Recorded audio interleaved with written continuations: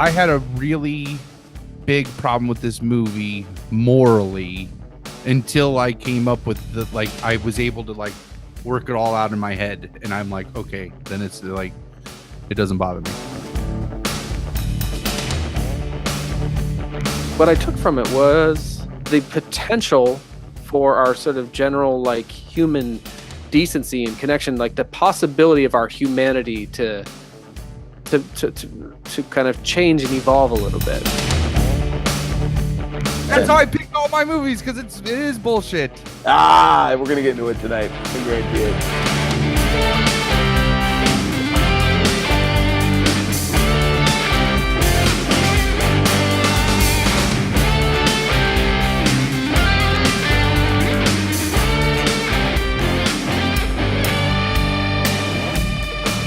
Hi and hello, greetings, long walkers.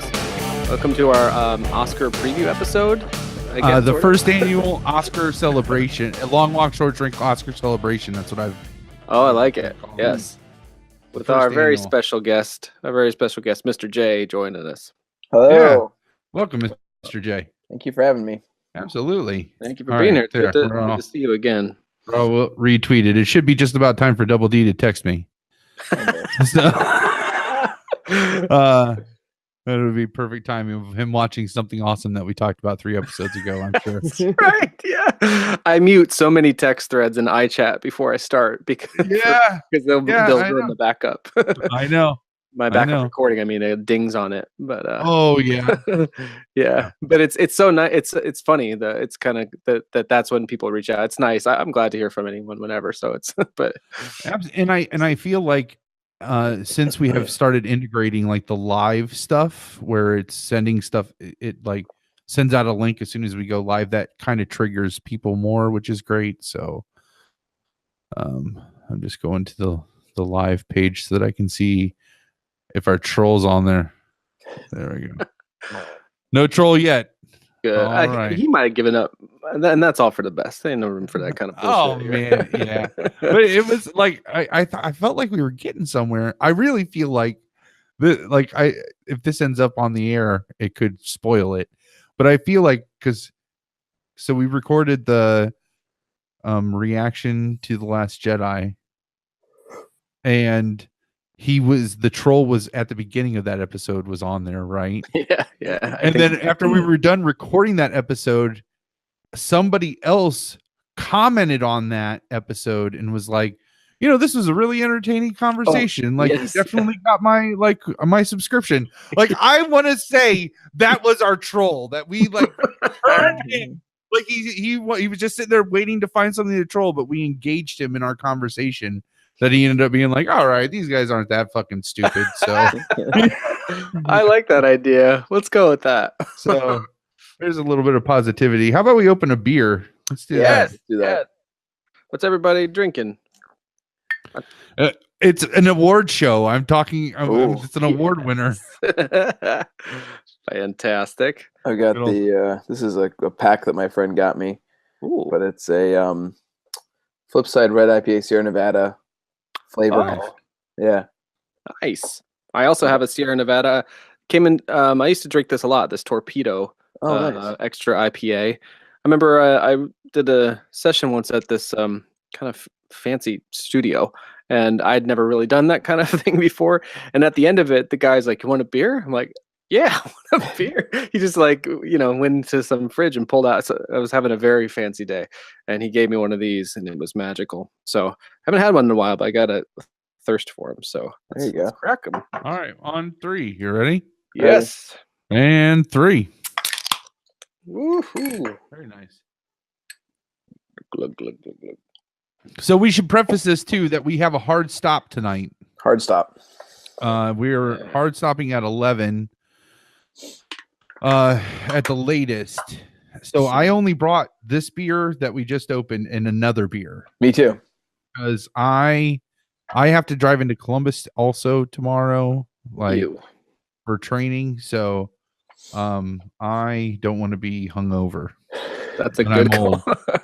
Hangovers happen really easily now. So these 2 beers could do it if I don't play my cards right. When the last episode, the drop number 40, I definitely have more to drink that I like to listen back to. Yeah. So I have, I've only been bringing into, like, I'm not bringing in the bowls anymore, and I'll just get it on the break. Yeah. But I meant to write myself. I have these index cards. And I didn't do it, so I'll say it out loud for everyone. I was gonna write on one of these index cards and tape it in front of me, dude, comma, do not drink beyond when the show ends. You have to wake up early tomorrow. Yeah. Some kind of like, funny shaming message to myself. I told Ash the last, Write it now. I drank too much the last episode also that we recorded. And I told Ash the next day after that, as I was recovering with my day-long hangover, I need to stop drinking while we were recording that much, because I promptly went downstairs afterwards and ordered a pizza, like the Big Ten, and like pigged out. I didn't even pig out. I fell asleep actually before I could eat very much of it, but it was like wasted the money, and then had all this food, and yeah, I make bad choices. I can't be trusted. I'm a giant man, baby. Same here on all accounts. I did write the note. I'm sticking it up. Yeah. Might tweet it out. This is a little bit of a good reminder or segue into one of the reason. Oh God! I almost spilled my beer. This that would be party foul. Out of control. Yeah. A lot of the health type stuff. We started in some ways with the smoking stats and all that, and general concerns. I think we both have and have been trying to institute. But since Mr. J came on the show and talked about it, I feel like quite often we're like Mr. J said, or whatever, there's a lot, you come up a lot in your absence. So, and have you heard those episodes? Do you have some follow-ups of your own? Yeah, I mean, really, it's just cool to hear. I think the biggest thing is, I feel like every time I hear something you guys talking about, just how proud I am of you guys, because you're doing an awesome job. And, I sometimes I'll send you guys text messages and things like that to keep you motivated and keep working, because I think that's important. But yeah, it sounds like every time I'm more and more proud and impressed with you guys, the things that you're taking on, the little steps that you're taking. I think when Palmer went through his list of goals, which were impressive, very impressive, and definitely made me question some of my goals. I was like, damn, like he's really, I always go too out big. there. I always go too big. That's but it's awesome, and so it was really cool to hear. And obviously, Dave, I love the story about you when you were running with your with the bride and your relatives and that whole scenario, and so stuff like that. It's just really cool to hear. And that's, I think, the most important thing is, part of this process is the community that we have and continuing to support one another, because that's, I used to always get crap from my friends on Facebook because I would consistently, especially when I first started running, consistently post stuff about my runs. And at one point I had to kind of explain to my friends that, as much as I appreciate that they read my statuses, those statuses aren't necessarily for them. They're for the other people who are also in that community with me, and we kind of help motivate each other. And like, I have another friend on there from Ohio who still posts stuff about running, and I always encourage her and, tell her, keep it up kind of thing. So I guess that's my takeaway, is that, continuing to support you guys and, push you forward and keep it up, because that's how you keep those habits going, Thanks, man. Yeah, thank you. Working at it every little chunk at a time. Palmer, you want to give us a little action step, etc. updates? All that big motivational speech after Mr. J, and I had I backslid a little bit this past week, but that happens. I'm still plowing through my self-help books. Ash got me, actually, for Valentine's Day, she got me 2 of the self-help books on my list. So she got me On Writing and You Are a Badass. So both of those are going to be next in line for that. I'm already, this weekend, I'm going to build the table saw and the planer bench in the wood shop. So I'm going to be spending some time in the wood shop this weekend. Nice. I got all that ready to go. That's finally all organized and ready to roll, which was awesome. And I'm planning on Monday implementing my time budget to start being intentional with how I'm spending my time. So Oh, nice. Yeah. I think, I mean, at least the way I feel about it, like when if we talk about it each time, and sometimes it is like, I did not do great this week. Yeah. Or like I did great on this, but not so much this. I don't know. For me, that kind of stuff is still helpful. Just the idea of this, like accountable is maybe not the best word, but just to have a reason to think about it and to have someone encourage you to. yeah. I think that's those things. Like nobody is perfect. I never don't appreciate having you guys to talk to about it. Even and the nice thing is I always appreciate the fact that I can be comfortable enough to say, yeah, I had a shitty week. This like since the last time, like it was a shitty shit. This last week was shitty, you know. And it just was. I just had some depression stuff going on, and Ash and I were fighting, and just wasn't a fun week. So Yeah, I mean, I can give you some examples of. So recently, I don't know. I think I think I texted you guys about this, but my one of my big health goals this year was to run 4 days a week in the mornings instead of 3, and that's something that I've been working on for a while. It's not easy to run that much in a week just because your legs, like the very first thing that happened when I first started doing it was I just felt old. Like you just, all the aches and joints that you can get, like, I've been running 3 days a week for like over 2 years now. And so moving to 4, it was like immediately I had issues with my hip, I had issues with my ankle. It was all this shit that was going on. And so it was not easy, but at the same time, like, I have realized I can guilt myself like it's my job. I'm like so bad about it, where I just make myself miserable if I don't stick with something. yeah. And so it was the hardest thing that I've kind of come to, where I've actually reached a new place where I can be okay with it, is during break time. So like recently I just had we had off both Monday and Tuesday for like kind of a longer weekend for President's Day and stuff like that.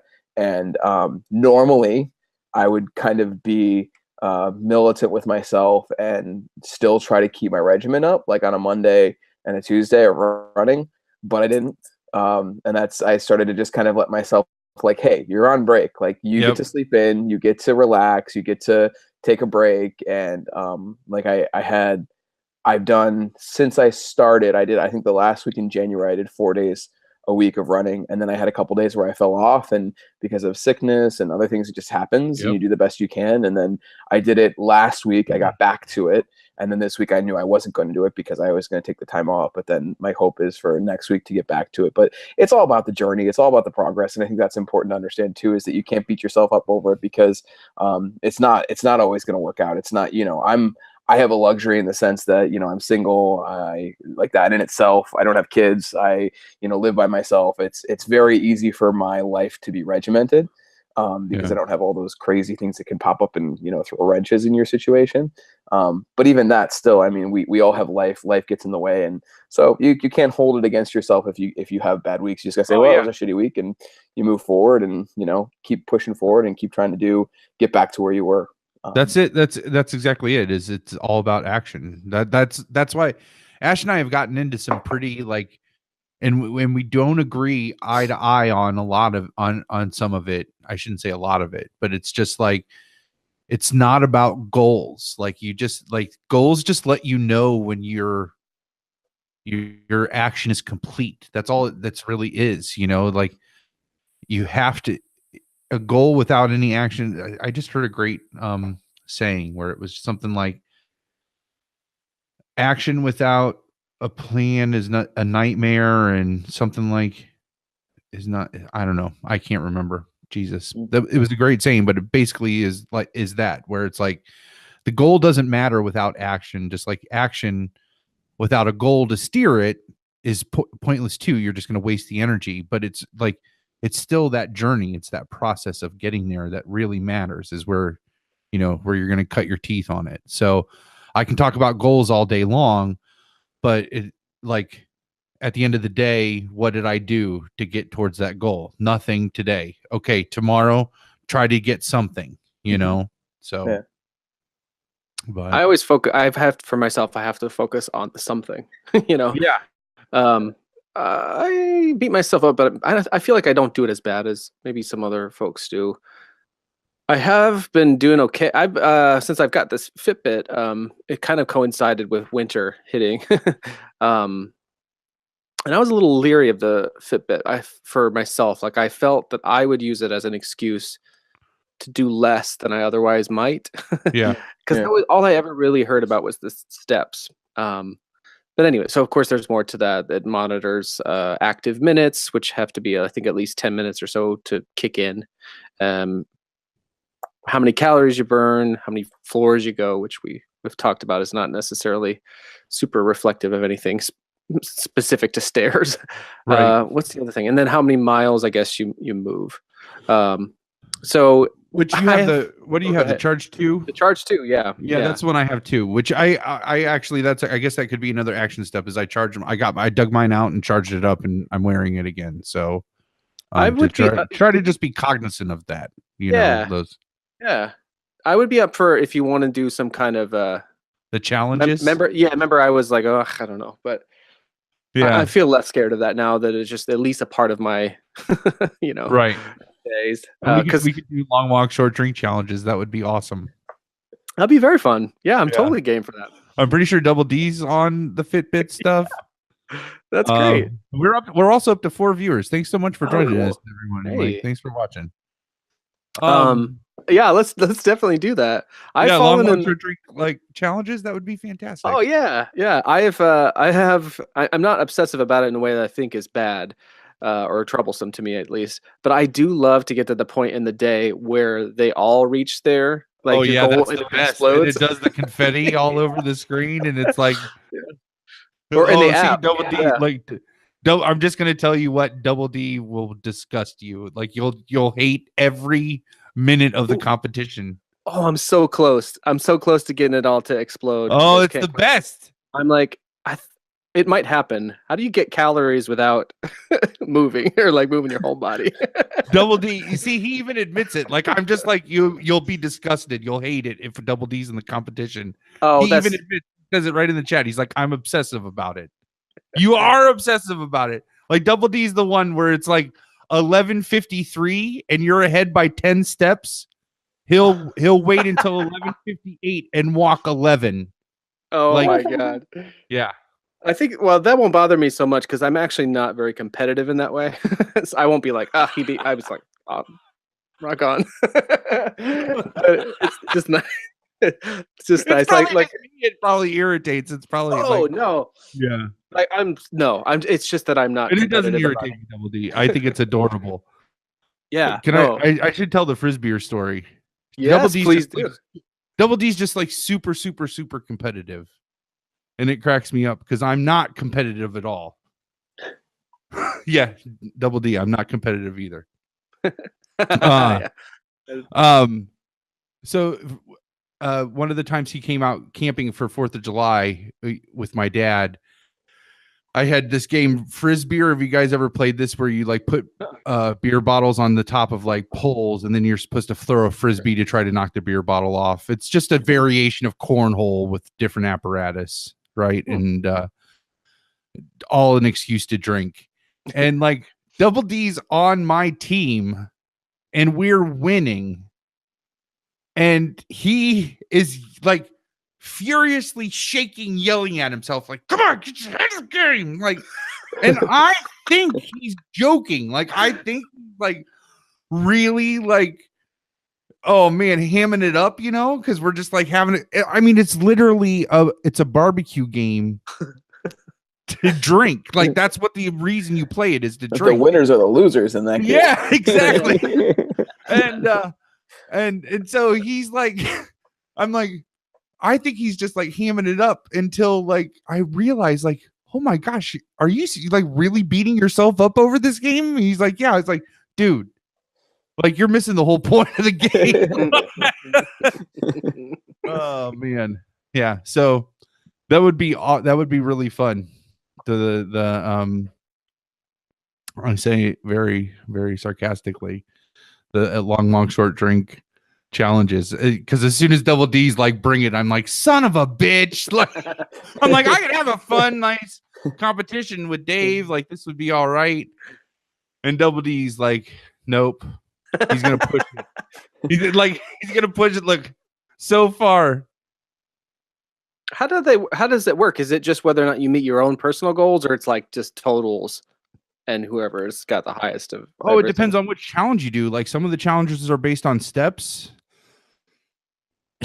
Most of them actually, I think, are based on steps. They might all be, but like, and then they have like pre-configured one. They have one that's like the work week hustle, I think, is one, and that's like where it counts your steps Monday through Friday, and it just totals up whoever's in the competition. And then there's the and then the Weekend Warrior, that's the other one. Oh, okay. Yeah. Where like it's how many steps you can get for Saturday and Sunday. Yeah, I definitely like I have a goal for like 5 out of the 7 days, and I usually hit 6 of like being registered as exercise. But it's kind of funny, like when I do the workouts with JC, for new listeners, that's JCVD, as in Jean-Claude Van Damme, my personal trainer. It doesn't register. It'll be like a half-hour thing of these various, movements and kind of, but it's not. I guess there's never consistently like 10 minutes of what it would classify as active minutes, which for me actually gave me more. I valued more the idea of whatever it does classify as active minutes. So it was kind of, on days when I would run, I do not run by myself. I will say that. And I went to the gym one time when it got super cold and just like did the track. I was just like, fuck this. I am not doing this. Yeah. I'm not going to run in circles like a rat. I hate this. So I, surprisingly though, because the bride goes to the gym. I mean, we prefer to walk our dogs, which is hard to do if it's too cold for them anyway. Right. A bunch of times now. Oh, that's turned into maybe like once a week and off and on the weekends. I'll go to the gym with her and she kind of trains me. So that's sort of fun. She's good at making it like I should pay. I understand why people get paid for that kind of thing, especially because if anyone would be a client like me, I just complain the entire time, and and just like you're tricking me and things. But she's got a good way of like making it fun, and so that has been like a conscious exercise. I'll probably work out with do one of the JC workouts once a week, but sometimes I don't. Like I'm just kind of slowly working through those. And then if I do one of his, then to get the active minutes, I'll go out with I don't have a heavy bag. I don't know if we talked about this. I wanted a heavy bag. Yeah. And I thought I got one, but it's actually what they call a strike bag. So when you hit it, it looks like a heavy bag, but it's on a big like base. Oh yeah, I know what you're talking about. Yeah. Ooh. Yeah. I wasn't prepared for that. Yeah. So that's kind of a challenge, but yeah, it's nice to have something to connect with. Anyway, so I've been doing those things, but it's a real mixed bag of that stuff. And then probably what I get the most is on the days where I'm at work, I make a point to, if I'm gonna, because it used to be for the year before the Fitbit, I would time it on my phone throughout the day to try to make up at least half an hour, and then I raise it to a full hour. But those are the days where I hit my marks much more easily, I guess, because of how much motion that requires, and to do it at least 10 minutes at a time now, which I wasn't necessarily doing before. So I've been like, at first I felt a little bit guilty about that, like, oh, I should be doing more running, but I was like, what am I training for the Olympics? Like, this is fun. This is the idea, is to be moving. I haven't noticed weight loss from exercising since I was 25 years old, like over 10 years. So like, that's not a real priority. So I've been doing that stuff, but kind of in those different mixes. And anyway, I wanted to make sure to just mention some of that because I don't want it to turn into when we talk about the goals or action steps that it's just on Palmer. Like, how'd you do, Palmer? And then I'm on this side talking like, oh yeah, well, it's important to, because I have bad weeks and good weeks at the things I'm trying to be better at. I mean, and I like part of it is that I need some of that though too, because here I am like, listen to me like busting Double D's balls for like really motivating me to like try to compete with him, right? And not letting me just be a pushover. So now you gotta kick Double D's balls. Yeah. That's it won't happen. Like it won't. Like I get no matter how much you're coming for him. Like he could motivate me to 22,000 steps a day, but he'll get 22,010. Like, well, then you gotta play the same shit on him. You gotta wait until the last minute and then like one flight of stairs. No, I know. It's all in good fun. Like it's all like it's all of that stuff I need. And I appreciate, and I hope that you guys know I appreciate it for sure. Mr. J, are you competitive with others or just with yourself or not at all? Myself, mostly myself. Yeah, everyone always asks me because I've been running for so long. They're always like, "Well, why did you do like a 5K or blah blah blah?" And it's a twofold answer. The first is I'm cheap. So I don't want to pay to run when I can just do it for free. And then I have no heart because I don't want to raise money for a cause. So there's that. But outside of those two things, I'm not competitive, and I'm super. My running is very solo. I like running solo. I like having to just be out in the mornings, especially just me on the road, no one else around. That's like my zen. So it's the same thing like when I go for hikes. Like I don't know. I have a balance between most people meet me think I'm very social. I'm a pretty big social butterfly. I love being around people, but I also balance that with a very independent side. And so like when I usually go for a walk every week at this park near me. I don't always enjoy inviting people along. I have friends that want to go with me, and I'm like, occasionally I'll do it, but for the most part, I want to just go by myself. Running's the same way. I like to do it by myself. Even like what we're talking about today, but like movies, like I don't mind going with people, but there is something also very sacred to me about going to see a movie by myself that I really enjoy. So I don't know. It's just all about the balance, I guess, having the super social side and then also the individual side. I'm very much that way too. Yeah. Well, I mean, and this is one of the things that Ash and I just are not compatible about. That I mean, where it has caused friction because both of us are on this like health journey, and she is definitely inspired by a strong, active community. Meaning like let's exercise together, let's do the same eating styles together, let's do all this stuff. And I can do that to an extent, but it's like I'm like that. I need to be out. Like if I'm going to go out for a run, like I need to have my headphones in and like get into my own like mental pattern on my, like by myself. I can't like have a conversation, and gab. I'm out there to like get the exercise done, get it over with, because I'm not going to have fun. Like this isn't fun for me. So let's just get it over with and like move on with the day. So that's also a gender thing too. I think on some levels is, I think women more are about community and connection and establishing relationships and working with others, versus I think guys can be sometimes more on their own kind of thing. Right. I don't know. I probably just pissed off the one or two women listeners right now by saying that, but I'll take the heat. I think that's totally fair though. I mean, I don't know. We don't like, well, I think for guys, it's like an ego thing. Like you don't want to have to, I think it's really hard for two guys to go out on a run or go like weightlifting is a great exercise to do with a buddy because you want to like compete with each other and like talk shit and get that like to get the like the next press up. You know what I mean? But it's like in a run, two guys can be totally mismatched and like it won't be fun for one of them, Yeah. One of the main reason. Oh, what is it? Double D said women listeners. That's a good one. Hey, we gotta hope, right? We gotta hope for something. Well, I know Ash is one of them, so Oh, and I'm that's gonna have nice. and it's hard to piss her off. So it's not actually. I made an art out of it myself.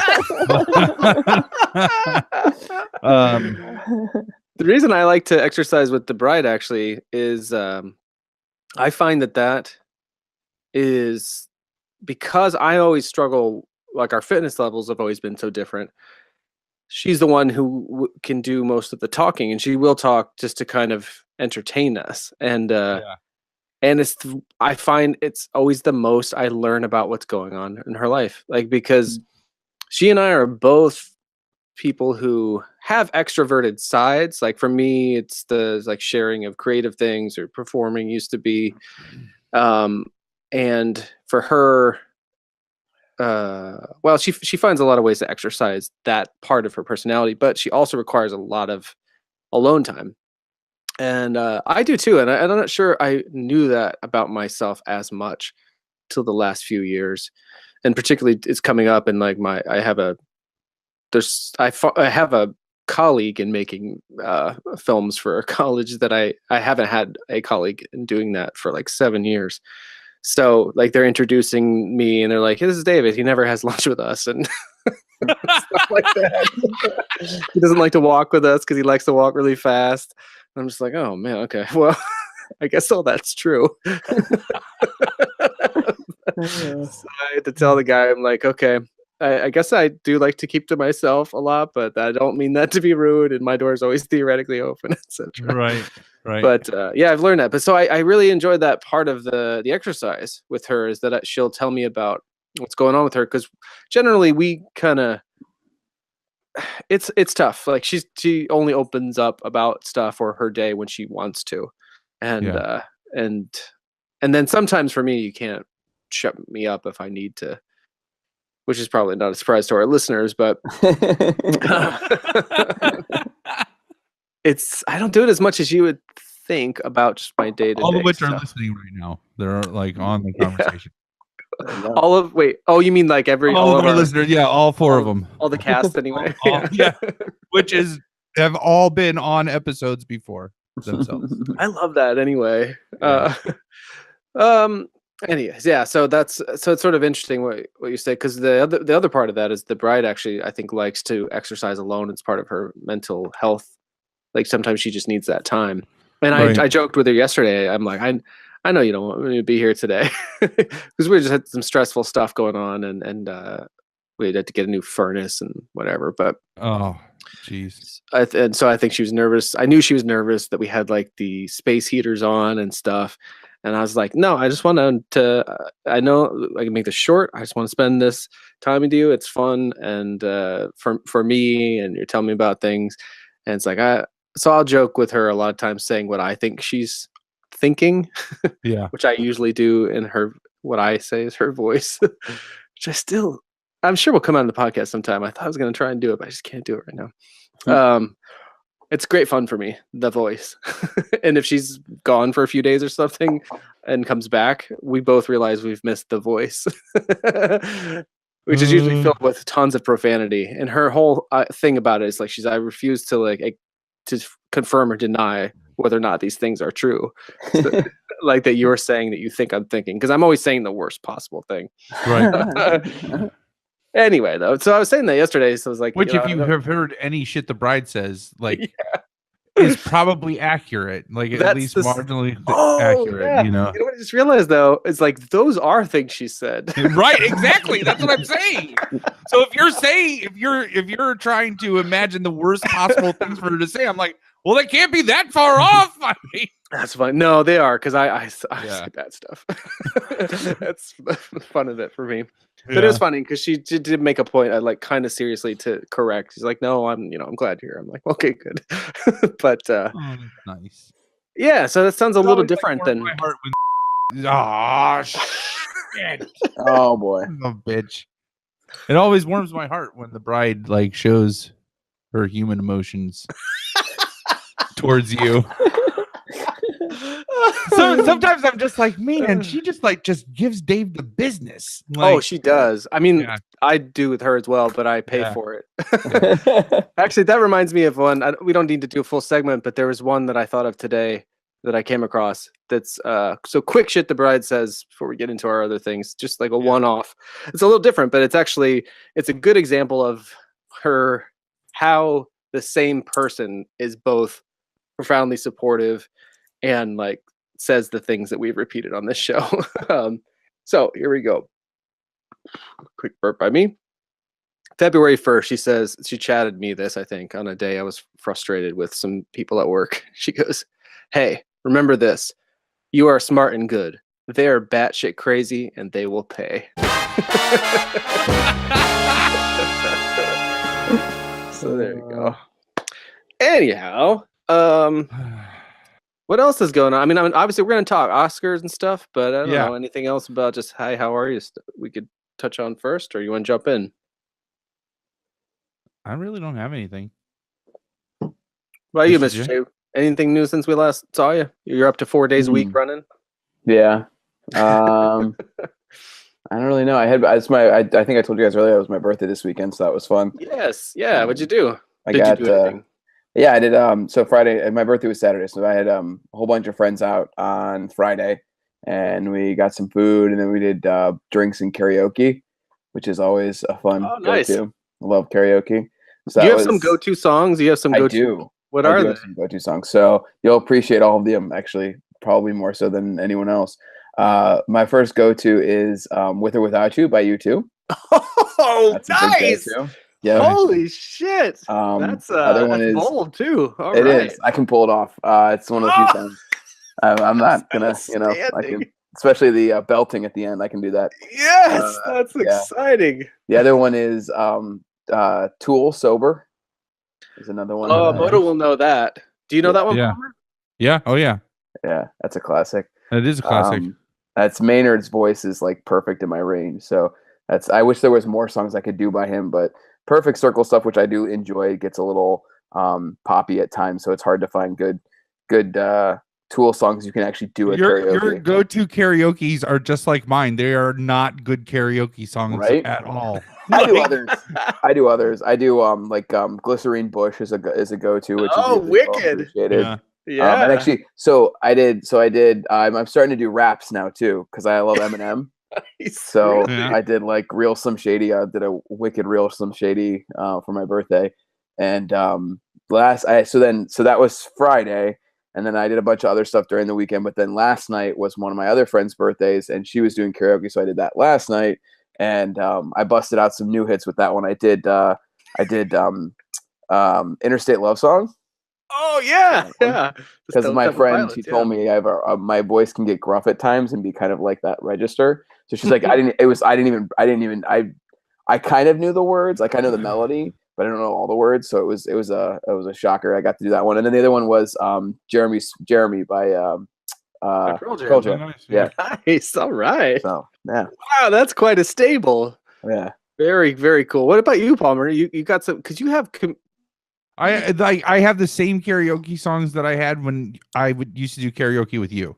But I have only done a handful of times. Isn't that like part of like your form? A lot of the people that have been on the show, like Double D, Stan the Man, isn't like that group have a karaoke sort of component to it, or am I making that? Yeah. Oh yeah. I mean, we would do karaoke frequently, but they're much better.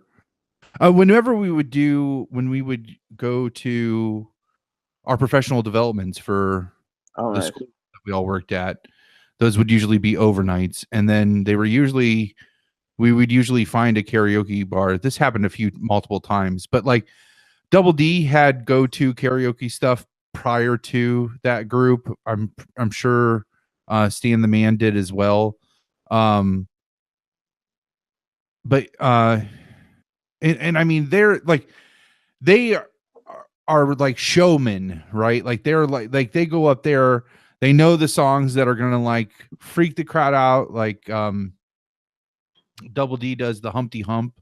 Which is all I can think of is them doing like Disney princess songs, which are amazing. Which I mean, nobody's expecting it, or jump, you know, like crisscross. Yeah, like nobody's expecting it. It comes out of the blue, and it's like this perfect karaoke song. And then I get up there and I sing like let's see here, "Creep" by Radiohead. Oh yeah, like let's just put the brakes on, you know. That's a good one. That's Life, Frank Sinatra. That's Life's a classic karaoke tune. Luck Be a Lady. I'll do that one too. Oh, nice. When Love Comes to Town, and I will, if you're not around, I will sing both parts. Like, I'll sing. Oh my god. Yeah. Really? Fuck Now, that do you duet, sing? I got this. Do you kind of change up your voice to mirror the difference in voice? I'll do Bono, and I'll do. I gotta hear you guys do this. Yeah. So those are all my. I mean, that's and Fuck Her Gently. Anything by Tenacious D. Like I could do anything by Tenacious D. I love doing tribute.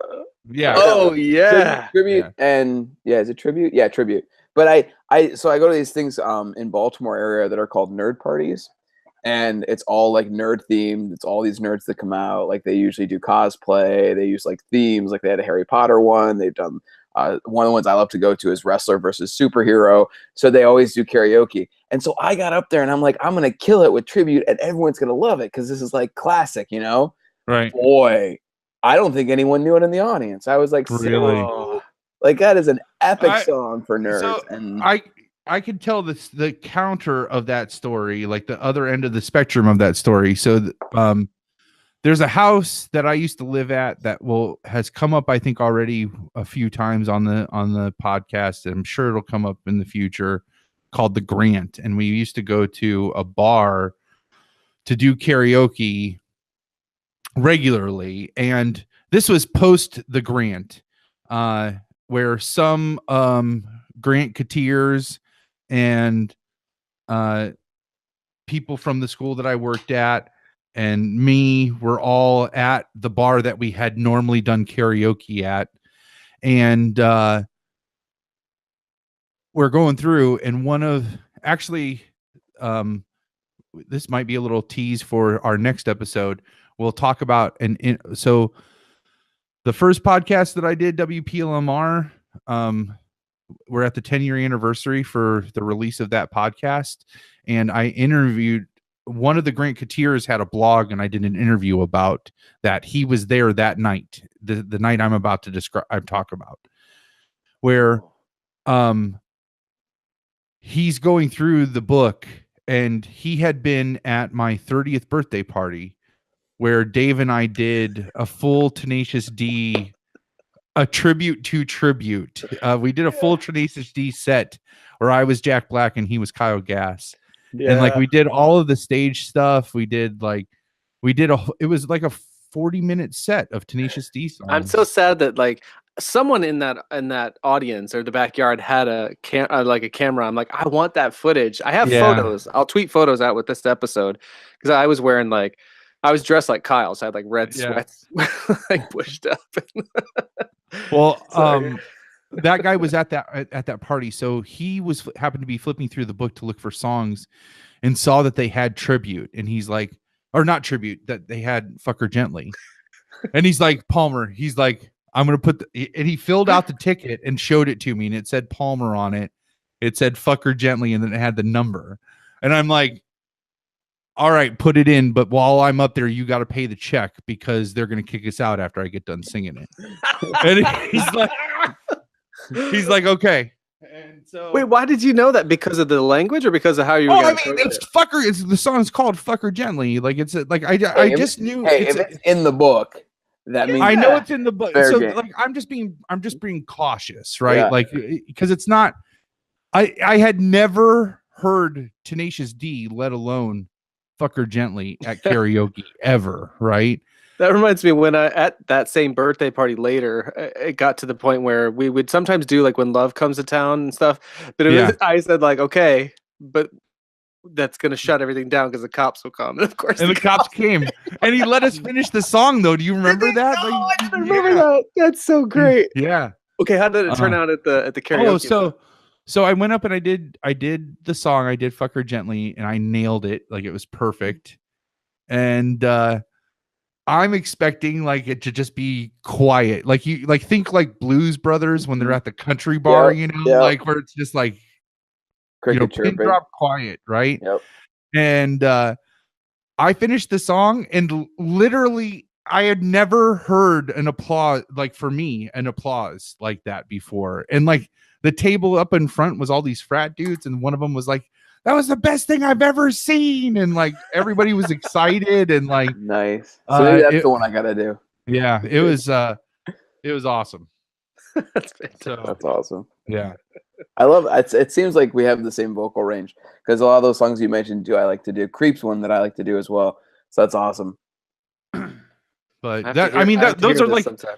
those are like my 4 songs that I do. So and nothing is worse than like knowing like getting up there and then somebody gets a ticketed for one of those like 3 or 4 songs that I can do before I get them in. So like, son of a bitch. So but like, Double D or Stan the Man, like you could literally just like flip the book and stop and drop your finger on a song, put it in, and they would not only nail it but bring the house down with it. It is really.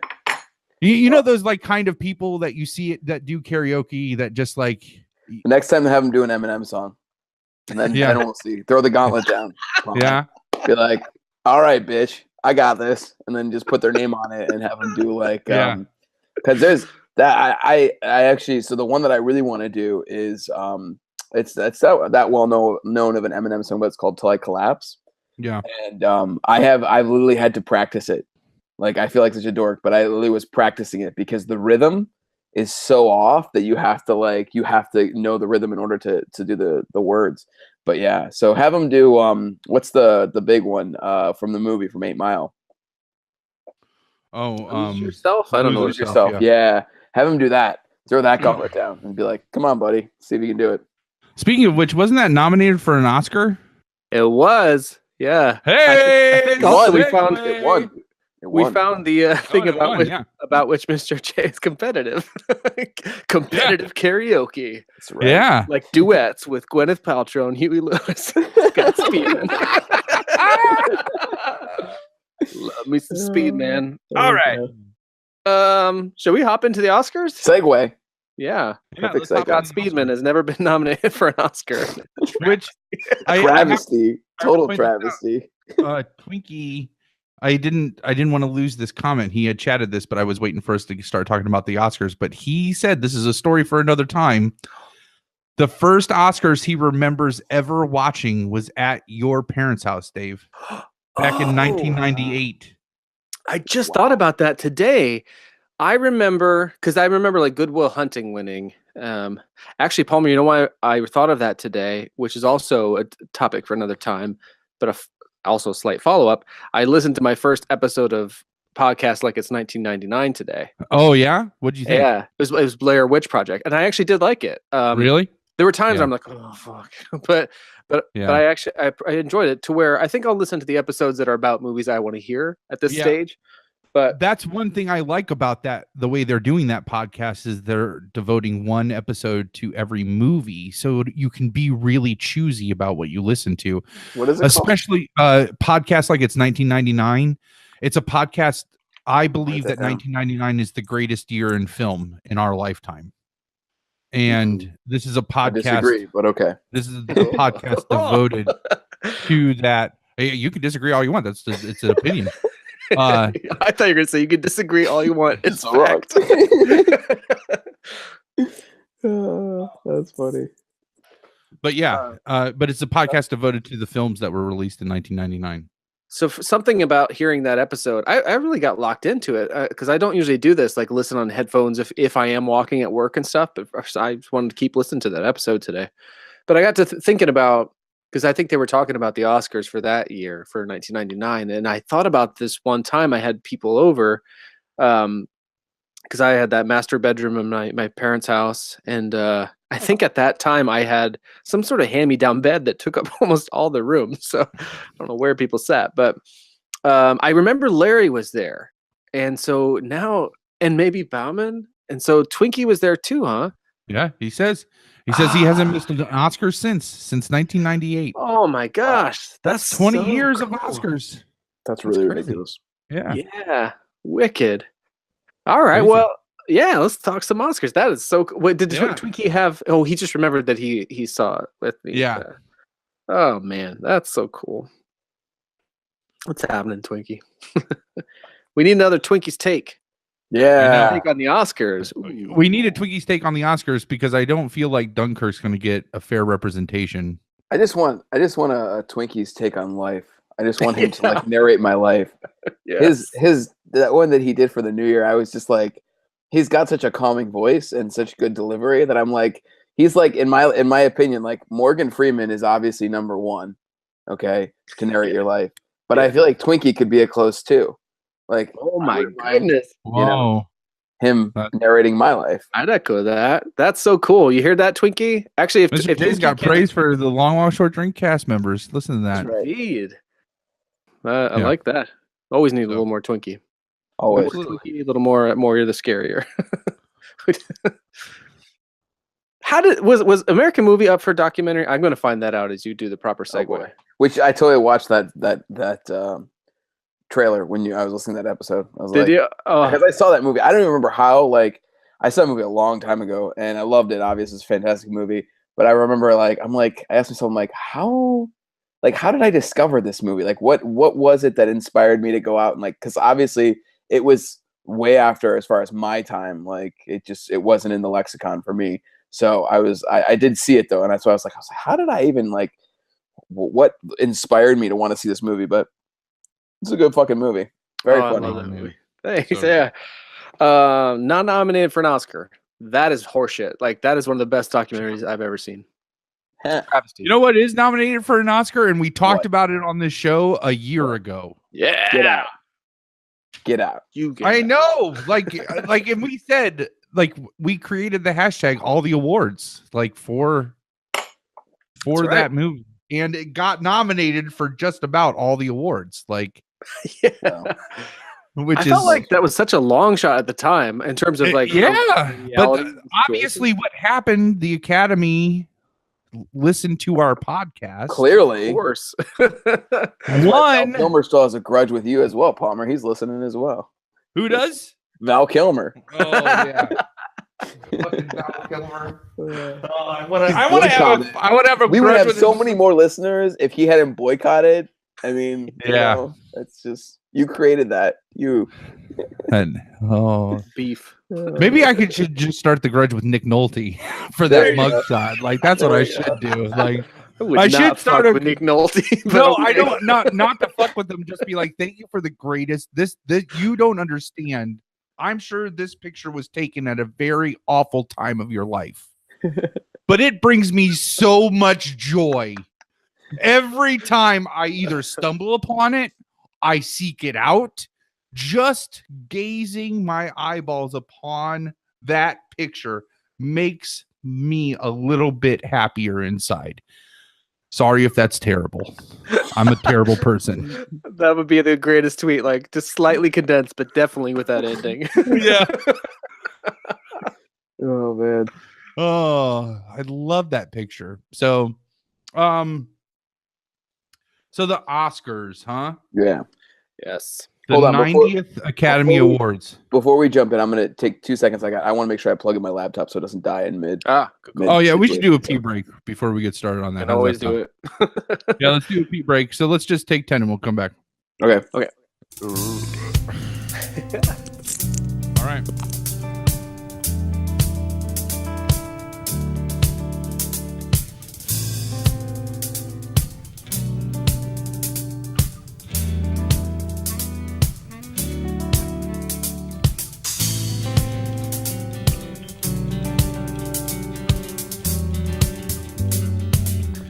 I'm back. All right.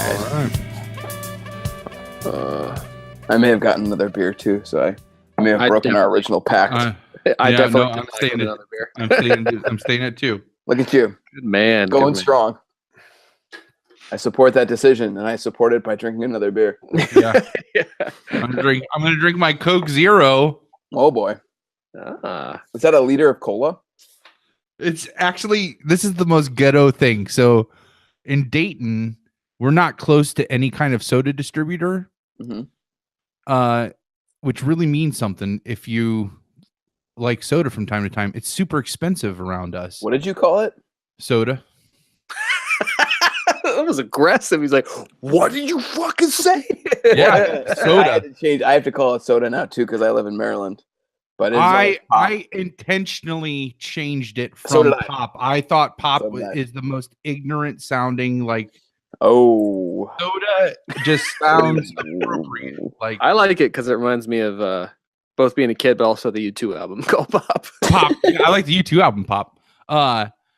No, just when I was younger, I was just like, pop. No, I'm gonna call it soda. So it's just me. It was just young me trying to sound pretentious, and now it's old me. I think I've done it a little bit with the soda. You try to adjust to wherever you are. Yeah, modulate for.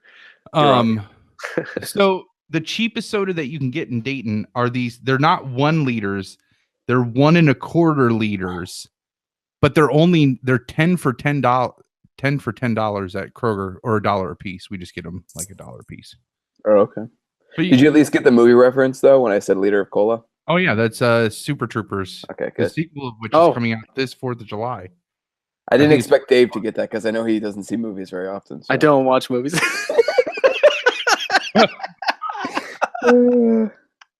So my friend just texted me and she wants to know what do I send her if she wants to watch the YouTube link right now? She go on to YouTube and search Long Walk Short Drink. I might be able to send you a link too. Yeah. Okay. Yeah, but she has to subscribe and click the bell. She has very strong opinions about the Oscars, so that's why. That sounds fun though, because she could chime in on the chat. Well, no, I mean like in the opposite way. She thinks it's bullshit. She thinks the whole thing's bullshit. That's fine too. That's how I picked all my movies, because it is bullshit. We're gonna get into it tonight. I guarantee it. All right, I'm gonna text it to you just in case this helps. I love the idea of her joining, especially because if we get into any kind of, I don't know, so we're 3 dudes, so if we could have a female voice, that'd be cool. While we're having this conversation too, here's my challenge and goal that I set for you, Dave. Oh, okay. This is the official goal. You need to go and write down all of the Oscar Best Pictures, for of all time, and start watching them. That's my advice. Yeah, just go through the list, and I mean, cause I'm doing it too, and obviously, some of the I'm pretty much good. I think I've watched pretty much everything from 1970 on, but it's the stuff before that, 60s and 50s and 40s and stuff where it gets murky. Yeah. But I think if you can give it a shot, that'd be a good way to start if you want to start getting some education on classic. I would like that.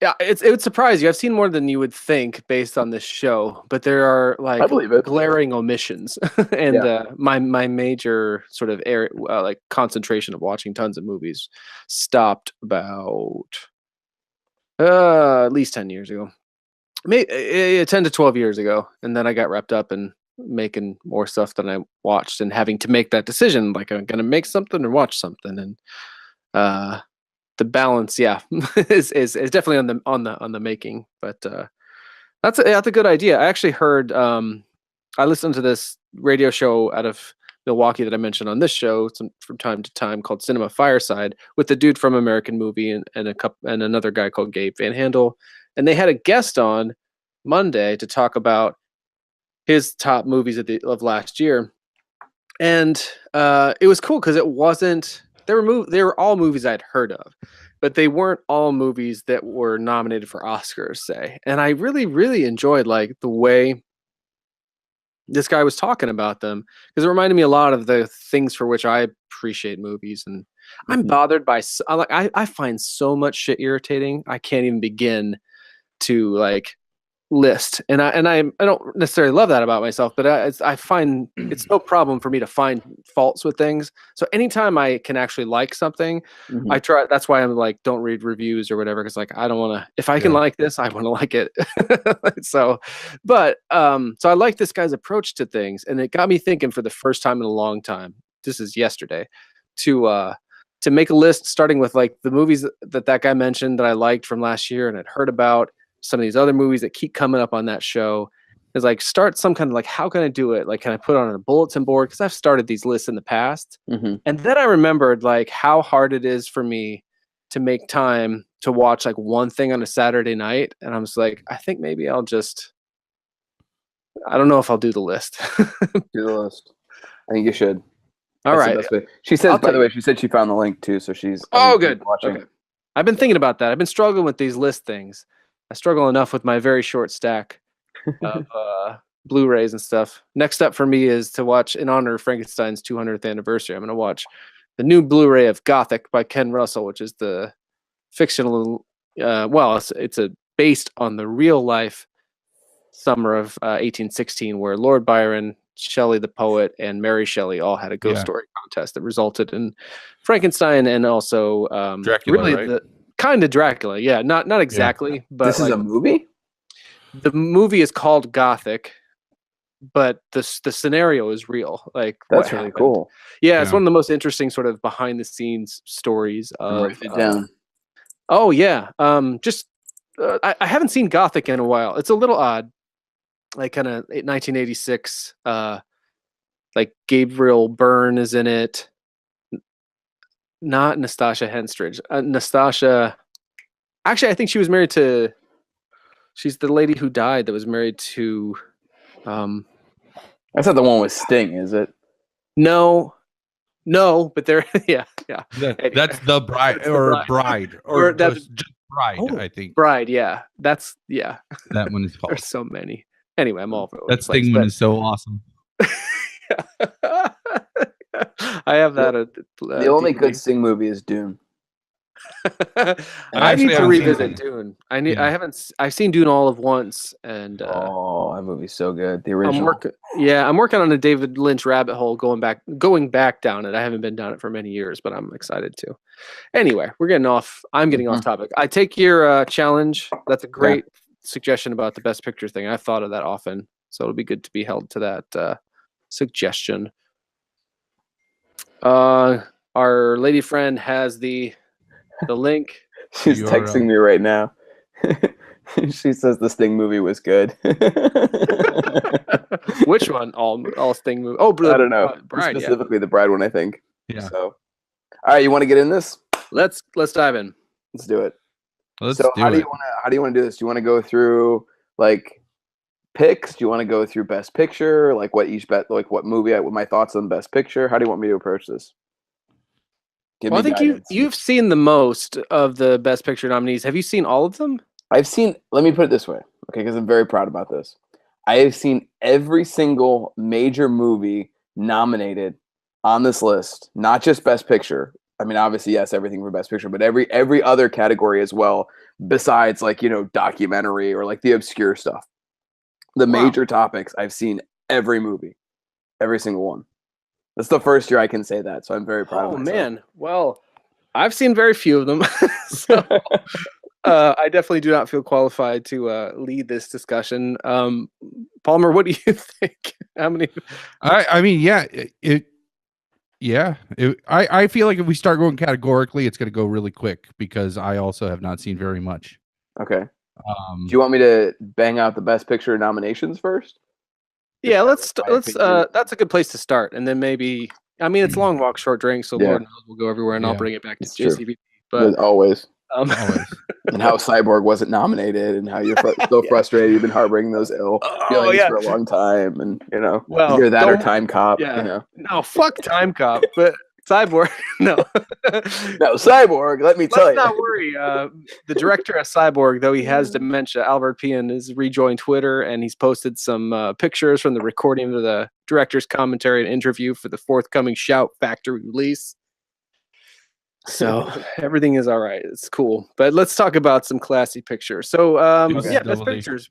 Okay, so let's see here. I'll basically just give you kind of a synopsis and then like kind of my opinion on them. Dunkirk, obviously you guys have opinions on that one. Dunkirk was outstanding. I think as far as my opinion on Dunkirk is obviously the picture itself was outstanding. I thought the psychological effect of that movie was much more powerful. I feel like it put you in a place It really transported you. My favorite thing about that whole movie is the use of the ticking on the clock that's in the background throughout the entire movie. My friend told me that apparently Christopher Nolan actually recorded his own watch to use as the sound for the background so that it's constantly ticking. And I thought that was like the brilliancy of that movie. As far as like standout actors, I don't know. I didn't see anyone that really stood out. I thought, Cillian Murphy did a nice job. There were other characters that I thought did a nice job, but overall, I think that movie as a whole is more about the movie itself, the creation and the atmosphere that it created versus anything else. My new boyfriend Harry Styles is in it, and he's all right. Oh, yeah. I was very impressed by him on Saturday Night Live. So. What do you think of that one, Palmer? Which one? Dunkirk. I didn't see that one. Oh, I like Dave, that you saw, idea of right? maybe going around for movies, and just in case people have seen them or even have. We could do like critics sometimes do, which is like comment on things you haven't seen. Gotcha. But no, I did see that one actually. The Bride brought it up a bunch of times actually. The way that I see movies best that are new is if we watch them together, because she's not so excited to watch things from 30 years ago as I might be. She likes to watch things that are kind of new to video, etc. Or we love to go to the movie theater together. But yeah, but I sometimes just am not in the mood for I don't know, some of these serious movies at this state. Like there's a long stretch of my life where that was really something I enjoyed, like intense movies, all that stuff. Mm-hmm. Yeah. And for a long time now, I'm just like, you give me Dunkirk or Girls Trip, I'm like, let's watch Girls Trip. No, I get that, and I think that's part of why I love going to the theater, because I think that it's very like when we talk like Darkest Hour is another great example of that. Like Darkest Hour was outstanding. The Post is another great example. They're both outstanding movies, but I would not normally want to rent that or sit down and watch that at home. Like I feel like I need that atmosphere in order to. I feel like fully those movies. be. Oh, I'm sorry. I didn't mean to cut you off. No, go ahead. Go ahead. I just feel I feel like movies like that, like The Post is a great example. Mm-hmm. I mean, Spielberg didn't get nominated, right? For The Post. No. No, he did not. But it just I feel like that because you put Streep and then you put Tom Hanks in there and it's directed by Steven Spielberg. And this is part of the problem I have with the Oscars is that I feel like some movies just get made just to win an Oscar. They're just making it to try to win an Oscar so that they can say this person got an Oscar. Like this actor or actress only took this part because they knew it would get him an Oscar, or a director made this movie because they knew it would get him an Oscar. And like I picked Meryl Streep just because I feel like if she gets nominated, she's going to win. And so just because that's how the Oscars I'm not roll the out. biggest Meryl Streep fan. I know neither, and I think she's a brilliant actress, but I just feel like it's always stacked in her favor. Like she's just, and I know she gets ripped on a lot for that. I'm not the biggest Meryl Streep fan. I think that it's not, and I always have, because I have a really good friend, my closest friend named Tommy. He is like, we go back and forth about Oscar movies. But he is like the hugest fucking Meryl Streep fan, and I'm like she's not bad. Like, don't get me wrong. Like when I say I don't like Meryl Streep, I'm not saying that like she's a bad actress. She's a great actress, right? But I don't think she's worthy of the amount of nominations that she gets. Right. I think that's exactly what I feel like. I feel like one of my favorite ones is she still gets her fair share of nominations, but Cate Blanchett I think is phenomenal. Or like I'm spacing on her name now. The girl who was in, I was thinking like Chronicles of Narnia. She played the Queen, the first Chronicles of Narnia. She's hit us with another one. We'll get it. Oh crap! I'm spacing. I somehow still know this Doctor Strange. She's in the new Doctor Strange. I didn't see that either. She was. What is her name? Crap. She can sometimes play like characters who are kind of sexually ambiguous. She played I know she was in this is another reach that you probably won't get, but Constantine. She played one of the angels in Constantine. Oh, I do know who you're talking about. Tilda Swinton. Tilda Swinton. Yeah. There it is. Yeah. Like she's another one that I think is like super underrated, but she rarely gets nominated. So that I totally agree with that. But I guess getting back on topic, Dunkirk. Yeah. Dunkirk. So I saw it. Dunkirk, I thought was like as a whole was really good. But I don't see it. I don't think I even picked it for. No, I picked director. I picked best director for that one. But that's really all I see, in my opinion, what it would get. Here's one that I love. So, Call Me by Your Name. That movie was outstanding. Do you know anything about this movie? Not really. I feel like it. No. No. I know it's about a professor that goes somewhere and falls in love with somebody's son, right? So basically, which I should say, we should just do trailer summaries by Palmer. No, that's and actually I've never even seen a trailer. That's what Ash told me the movie was. I was like, what is that movie? She's like, it's about a professor that falls in love with somebody's son. Okay, all right, got it. Yeah. I should say though that we did get a comment from one of our viewers that says that this we'll wrap up Dunkirk with this, is that most and I could agree with this, and I think part of it and maybe if I'm off track, if I misrepresented it, I'll say the quote and then I'll give my commentary. How about that? Okay. Most well done war movies are always excellent. Even Atonement, which is not technically a war movie, was still excellent. And I think I can agree with that just because you got to be heartless, right? Even if it doesn't invoke some kind of emotional response like war, a well done war movie, right? Yeah, but there's cliche. I mean, I just went to see last week I saw that the movie it's like 12 Strong, the one about the Rangers that helped kind of overthrow the Taliban in the Middle East. Yeah. And granted, I'm not gonna say like at least it was a really good movie, but I went into it initially being like, this is like I see so many war movies that it does get cliche. Yeah. And I think that there can be effective war movies and ones that just try to trumpet the America is great, which I don't really enjoy, to be honest. Oh yeah, well, I mean, and she says most well done war movies. I don't know if I would lump some of those, like what you're saying, like the pro America war. I wouldn't lump those in necessarily with that group. Yeah. Sure. Reminds me when I remember when I used to live in North Carolina, I would go around the Research Triangle to the used bookstores, gathering up all these like filmed books and stuff. And I found an early screenplay, like, bound by those little, it's like 3 hole punched for a screenplay, but then like those brackets, anyway, were connecting it. Like it wasn't in a binder or anything like that. It was loose paper for Apocalypse Now.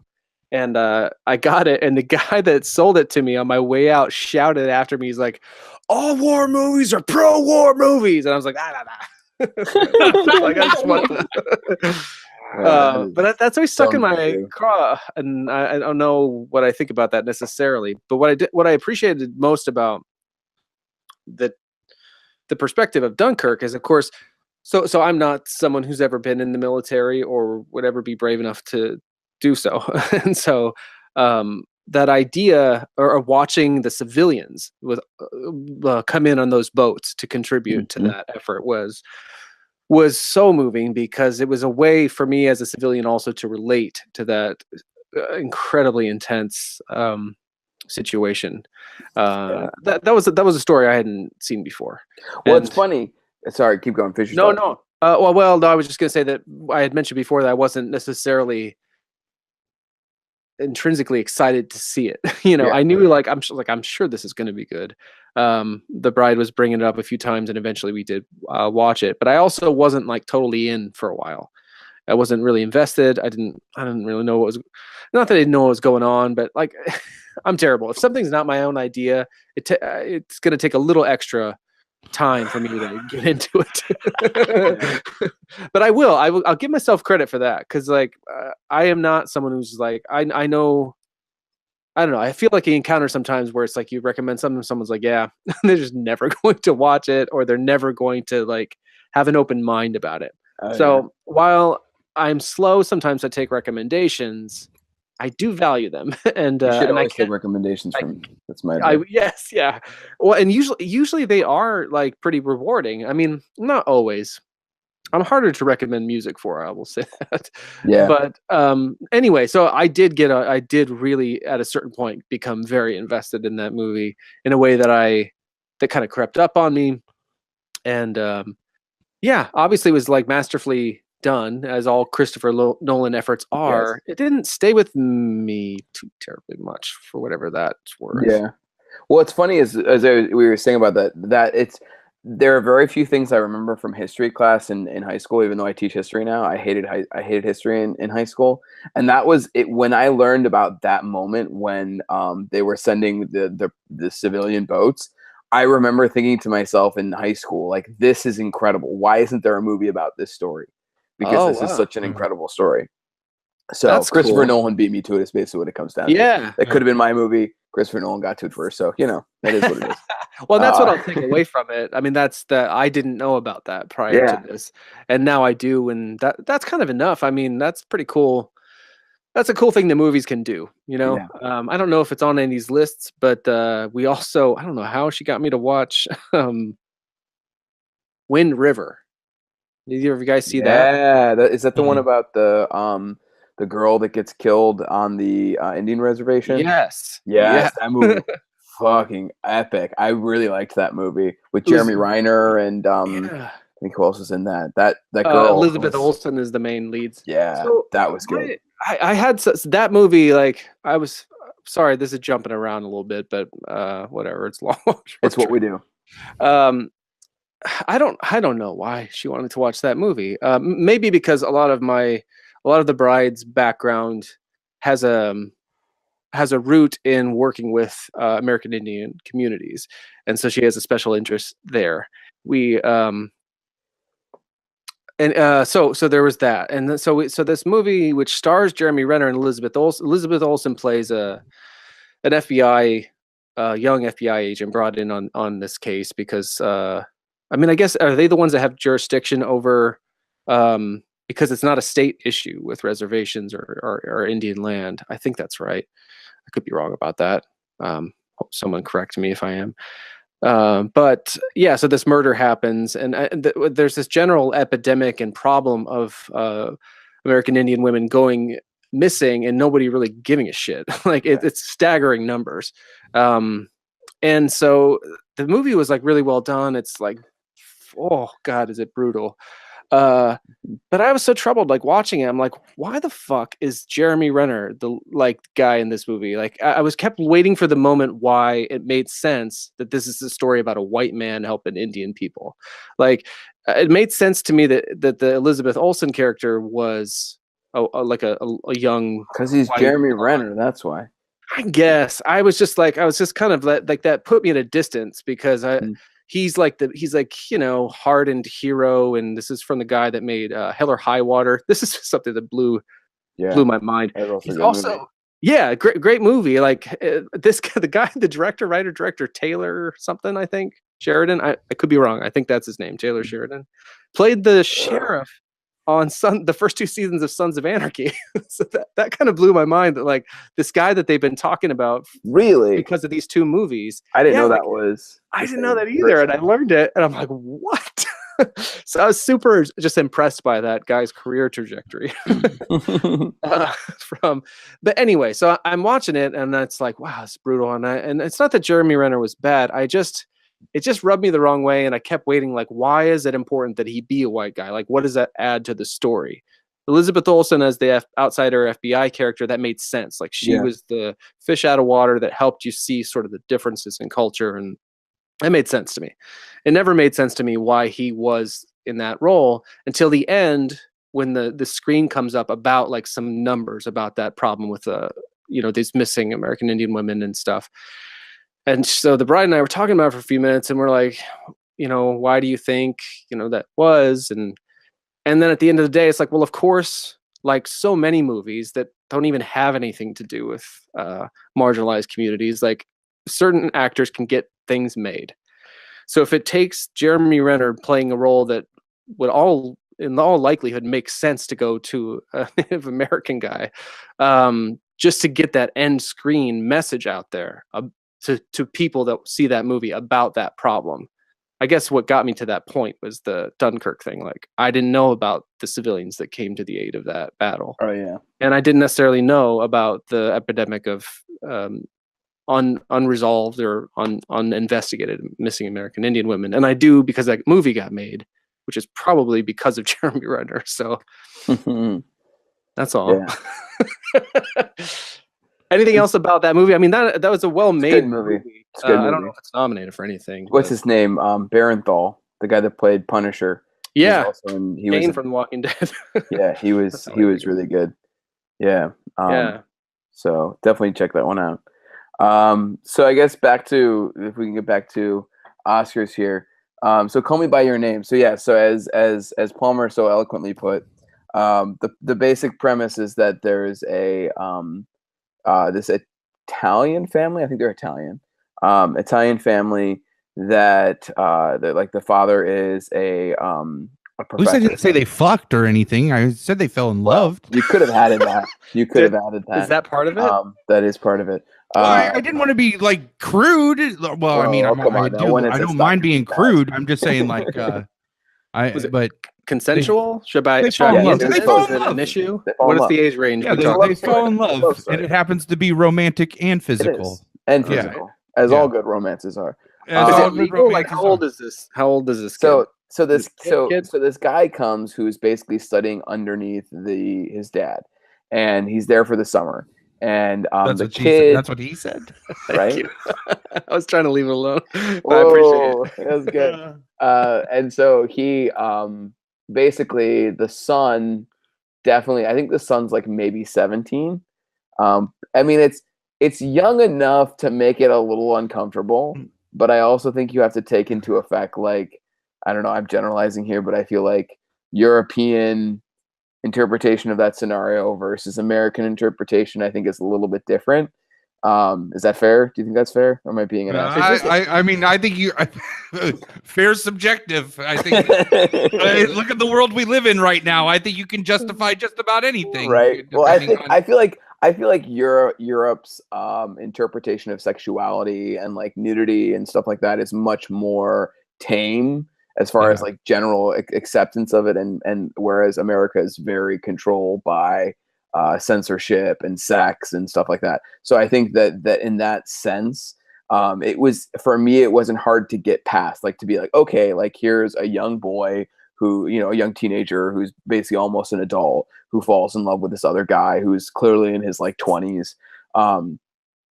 But there's plenty of movies with old dudes falling in love with young girls. Right. Exactly. Okay. Exactly. So I think it doesn't bother me. It sounds like context too. It's not like it's a Lifetime movie. You know? Right. Yeah. It's they're trying to get at something with it. Yeah. Ultimately, I mean, it basically tells the story of this relationship, and the idea of like a relationship that's not meant to last, without spoiling too much, obviously, but it definitely, I don't know, the movie itself was like, if you know, like, the definition of like an independent film, like a lot of independent films are like just like a snapshot of life. Like, they're very true to life. They're very like true to relationships in life. There's not like that Hollywood story, you know?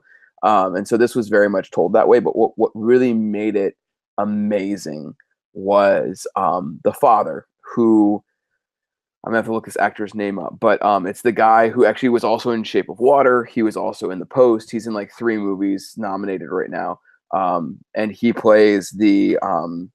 Let me check it real quick. Oh, I'm so close to this guy's name. I know exactly what you're talking about. God. He played the. If you saw Shape of Water, he played the. The Russian. I saw. The Russian spy. I think he's the dad in. He's in so many things. He's the dad in Empire. That's how I know him. He was the New York gangster from Boardwalk Empire. I feel like he's the dad in I Heart Huckabees. I don't know about Richard something. Michael Stolberg.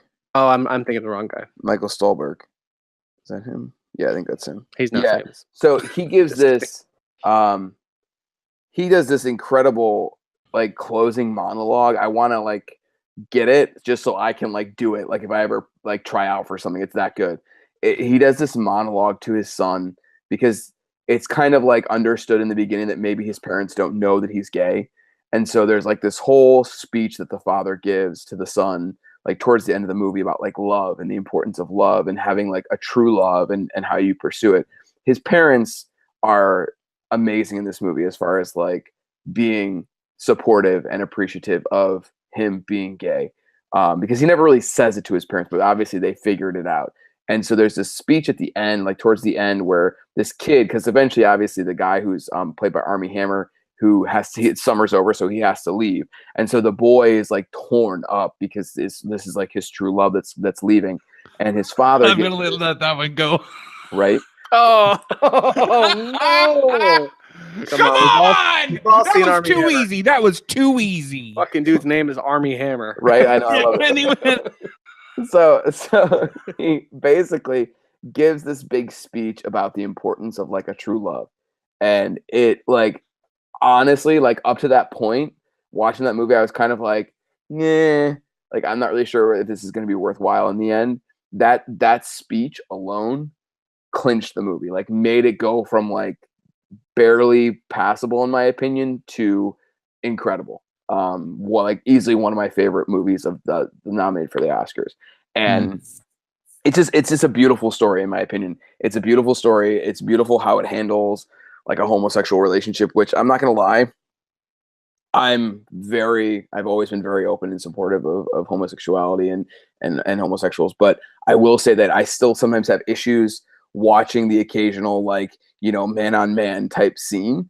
I've tried to always push myself to get past it because I feel like love is love and you should be appreciative of all love. But I will say with this one especially, like I really appreciated it, because it really tries to transcend that and try to be like more about this is just a love story. yeah.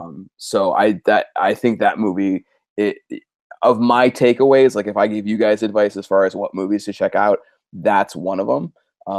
I think it's definitely worth checking out.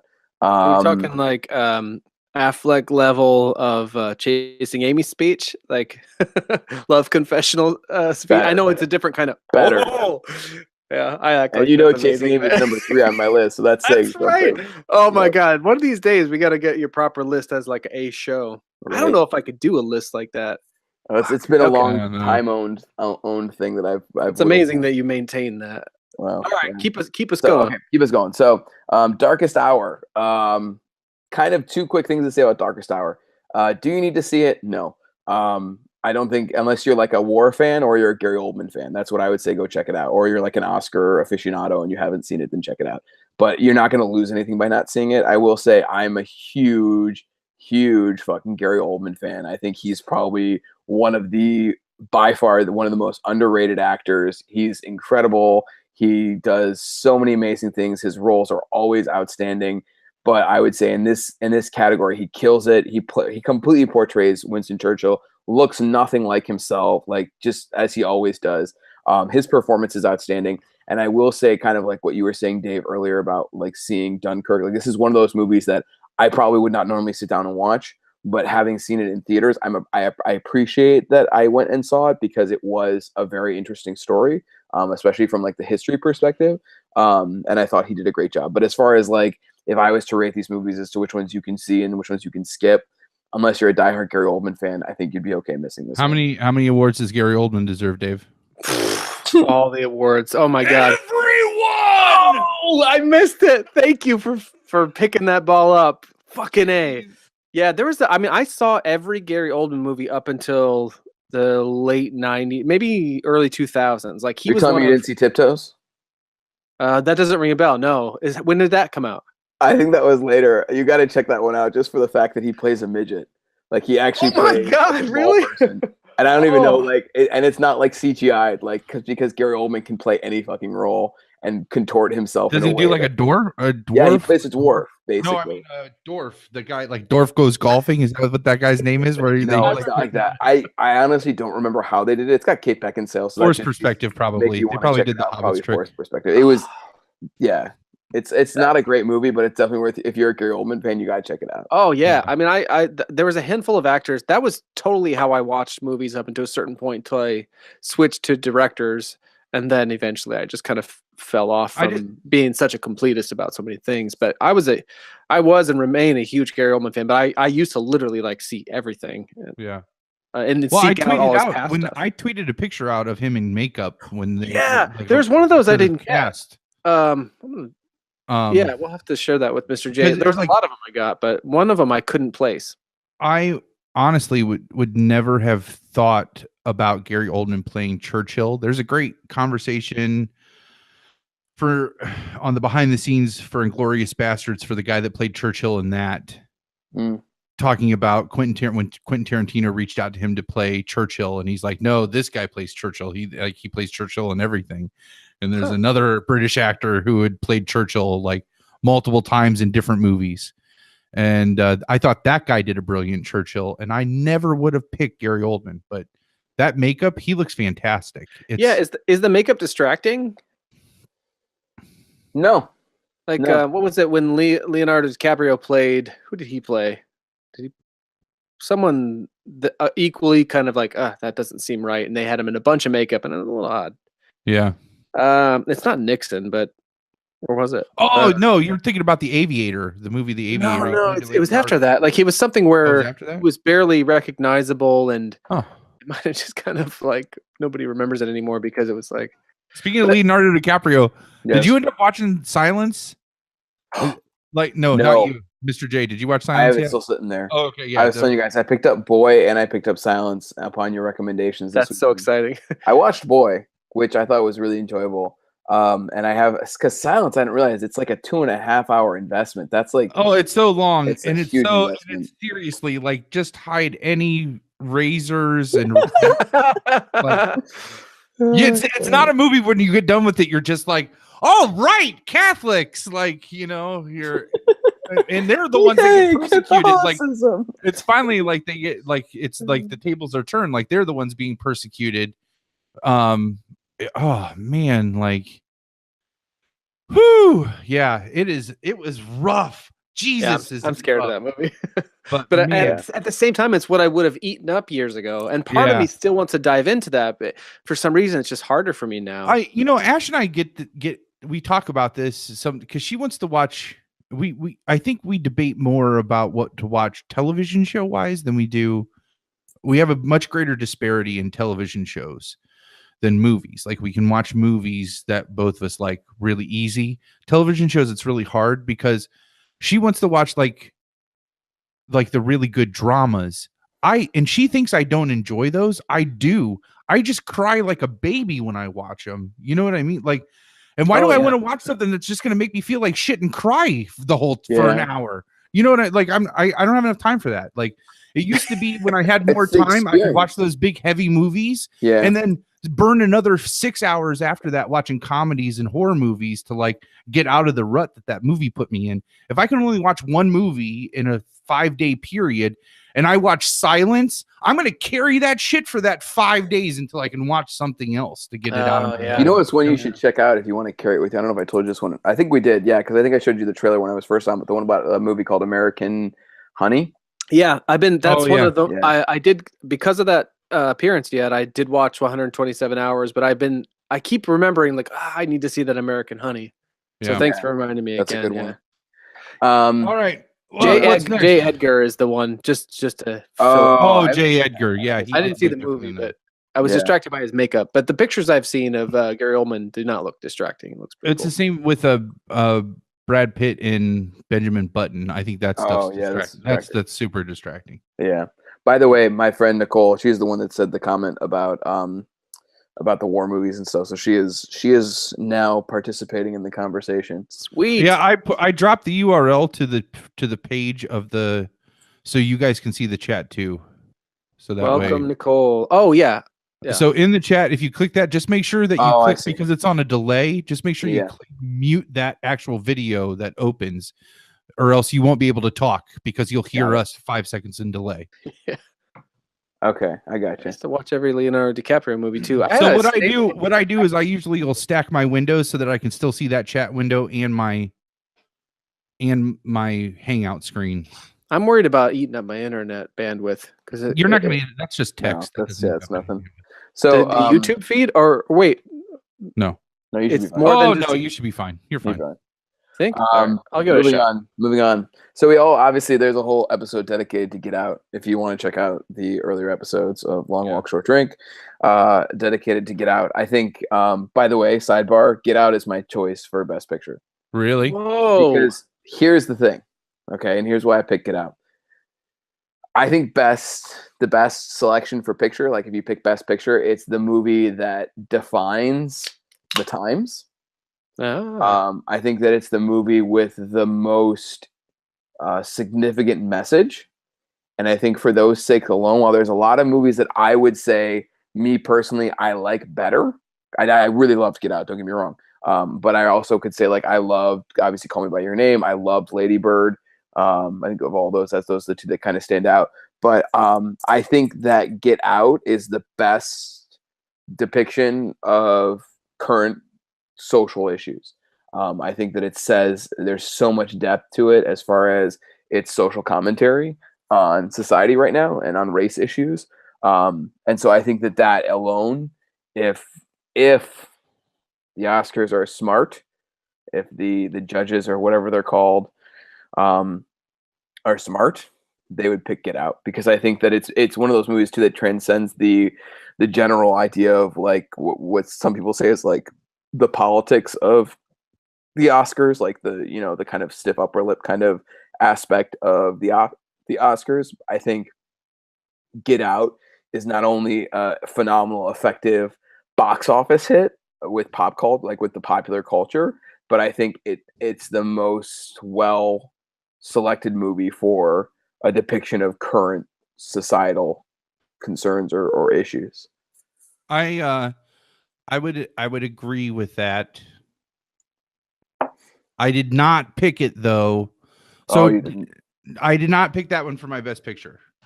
All of that reasoning, because I feel that the Oscars have in the last few years switched to where they're trying to appease some kind of social and cultural thing, which in my opinion just makes it that much more obvious and that much more, it feels forced. It feels like they're just giving those awards away instead of actually feeling that way. You know what I mean? A lot of it does feel like pandering. Like, remember when they got the big criticism? They're like, "Oh, okay, here's everything that has." Yeah, and then like shitty too. Like, it's a real. I don't know how to think of it. You know? Yeah, and that part is the that part is the part that just that gets me, because I picked and I haven't even seen this, and I'm sure it'll be the next one to talk about, because I picked Lady Bird just because of the I feel like they would be that tone deaf to try to pick something. So mine's more of a prayer and a hope, and yours is more of like being kind of like, this is how it's going to play out because this is how it always plays out kind of thing. Yeah, like Lady Bird feels like pandering to me too, though. I that's don't mean that in a saying. bad way. I saw both those movies. I love both those movies. How am I trying to get at? I feel like there's a good discussion to be had in here. Also, there's tons of minds to step on. I know. So you got to be careful. But I feel like, and again, I think if we keep coming back to, though, I have a problem with that from the standpoint of looking at the Academy, not those movies getting awards. I feel like all of them, of course, deserve to be awards. I don't. But well, they deserve to be nominated. There's one that I'll throw a wrench in the works here when we get to it. But nice. But they definitely it devalues it if it feels like they're just doing it to cater to a social requirement as opposed to them actually feeling that way. I like the Golden Globes. I love the Golden Globes. We should do next year we should do a Golden Globe show instead. Golden Globes. Fuck that noise. I feel like you're just being contrary on purpose, Mr. J. I'm not. I hate the Golden Globes. I think the Golden Globes are like a mockery of like what really should be. Because they're fun? No, it's like, okay, let's go watch the MTV Awards and we'll talk about that too. Because there's a couple things being contrary on purpose. You're trying to. There's a couple of things I want to make sure on my show. Come on. Well, I think part of it, like, and I don't have the answer for this now about the Golden Globes, and I don't know that now is necessarily the point. Maybe after a break or something. But I did look up who votes for the Oscars because that was bugging me. Because I hear about like certain celebrities that I know, and they're like, I watch my screeners. I'm like, who the fuck gets screeners? Like, how do you get screeners? How do you get to vote for this? Who is it that's really picking this? And so I have an article up about that, but maybe for the moment and while we're on Get Out, I wonder how much. So yeah, I love Get Out. I love this idea that that's up for Best Picture. I worry about the sincerity of it, and then does that somehow diminish it? You think they're pandering? I don't know. I think probably a little bit. People. You know how we talked before. I'm not sure about the common folk, but when we talked before about this idea of like movies getting made, like they just seem like what an Oscar movie is, and I think there is a kind of an idea of what that sort of prestige picture is, and I think it has been changed over the last so many years. I heard it was that 1999 podcast where they were talking about some shift in the Academy around that time. That the Academy of whatever 1999 would never have allowed, say, Lord of the Rings to be nominated, and back then there was 5 pictures. I believe that, yeah. So I don't know the like inner workings of all that, but I do know this idea of like what an Academy Award type movie is, and I love the idea personally that a Get Out could be in there. So what I'm wondering is like how much between those two things, that idea of like the old guard of this is what these people have traditionally put the Academy have put into the Best Picture or whatever race, the politics of it all. Mm-hmm. With that, what we were talking about before, or at least certainly I was, that so you got Dunkirk taught me about the fact that the civilians contributed to that battle. You got Wind River, with which I had political problems with, still got an idea out there. It's still got that idea out there. So is it the worst? This is not a challenging question. This is a question I'm asking myself too. Is it worth it that whether it's pandering or whatever, that a Get Out is nominated for Best Picture, something that doesn't seem like it would fit both because it's a horror movie, and two, feels like it's like, oh, this is a way to appease something we were lacking in the past. Right. If that's the reason why they're doing it, maybe that's not certainly pure, but maybe it's also good. Like with Wind River, I think it's good that the whole movie's worth it for that message to get out there. Is the so I don't know. I think the social commentary is the piece that you got to focus on. I think that because if you think about when that movie came out, no one was expecting it to be as big of a movie as it was. Even the director did not think it was going to be as big as it was. And I think what people connected with was the ability, that's like the beauty of film, in my opinion, is the ability to capsulize a moment in our time, in that moment, like that year, or even like those years, however you want to look at it, that is summed up in what's going on socially. And I feel like that part of it was so powerful. That was the part that when you saw that movie, it hit you in the chest. I think anyone that was white that was watching that movie, I think it was like boom, like it just knocked you in the chest, the reality of what the social commentary of that movie was. And I think that's why you nominated for Best Picture. I think that's the significance of it. Now, whether, like you said, whether they're nominating it to pander or whatever, it is what it is. But go ahead. No, you go. But I think that, though, that's the thing, is like, that's the point that at least the point that I was trying to make was that, of course, that's why we would nominate it. But I just feel like the history of the Academy, that I feel like that I would want them to nominate it because of all those reasons that you just said, but that's not why they nominated it. They nominated it because they, 3 or 4 years ago, they got a lot of shit because they didn't nominate anybody of color. So they're just like, so it's here's kind of my point, because this is where, because I've gone back and forth with the Oscars. Initially, I was not a fan, Like I think like when I was young, I loved the pageantry and stuff, and like I think the first one that I remember watching was like the one for Jurassic Park, where I was like, hey, I saw that movie, and like I could connect with it. But I think as time went on, especially as I got older, I did get frustrated because I felt like there were so many great movies that weren't nominated, and obviously there is a lot of politics to it. But here's I came back around because I feel like,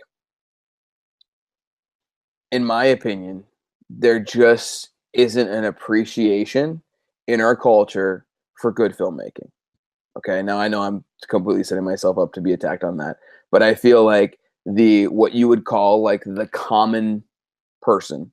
Now, and again, don't get me wrong, I am a fan of all kinds of movies. Like I love my superhero movies, I love my big budget movies, I love my Star Wars.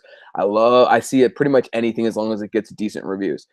But that said, I feel like what I appreciate about the Oscars and why I think the Oscars need to continue to exist as they do, whether you agree with the winners, when you look at that nomination list, okay, so when you're looking at Best Picture, my opinion, you should see all those movies at some point. Most of them, if not all. If you agree with the process of how the Academy makes those nominations, I don't. So, but see, I think you can say, at least in my opinion, you can say I don't agree with the winners all the time. But when I look, especially as you know, obviously, I see a lot of fucking movies throughout the course of a year. When I think of like what I would define as like maybe not my favorite movies, but the movies that are the best reflection of what film is and what film should be, 70% of it is on that Oscar list. And so I think for what it allows for is, I think for people like us that are more our cinematic interest and appreciation is more honed.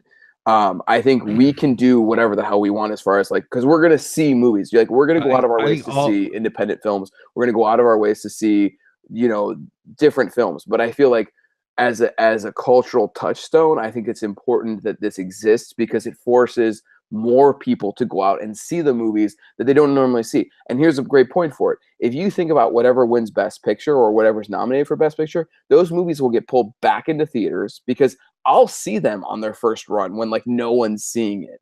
And then that movie will come out later and it gets people talking. I mean, like people come up to me that I work with that are like, have you seen this movie Lady Bird that I'm hearing all about? And I'm like, yes, I saw that movie like 4 or 5 months ago when it came out. It's a phenomenal movie. But what it does is it allows for our culture to discuss these films and have them become more readily available, and in turn get more money towards those directors and those writers and kind of keep those movies in the forefront. That's what I think is important about the Oscars. That's why I think that the Oscars need to continue to exist, because they force people, common people that maybe don't see movies all the time or that, don't go out of their ways to see something. This might force them to do that. And I think that's what's important, because that's something that's often lacking, in my opinion, of like what majority sees. Majority goes and sees Avengers. Majority goes and sees King Kong against The Rock. Like that's what people go to see. And I'm not knocking that, because I enjoy those movies as well.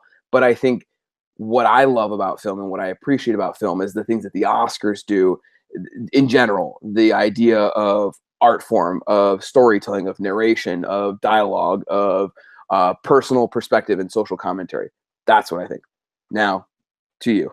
It was a long rant, but that's my opinion. Yeah, but you don't think that anybody can see those things in a movie like The Avengers or like Star Wars or... See, this is where we're going to get ugly. I think that... because, I mean, a lot of the things that you're saying are because what you're saying is all of those things, though, you can debate what you would consider to be good, like very on point cinematography in a film. Mm-hmm.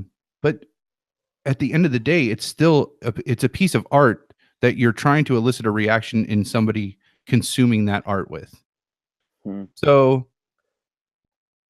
I don't know. It's really pretentious and just pompous and just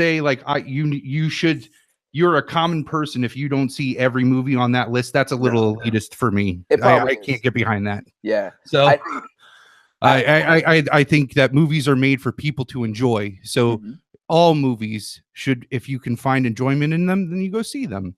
And don't take a bunch of crusty old white people to tell you what the best made movies for the year was. Go out and actually see those movies and enjoy them, you know?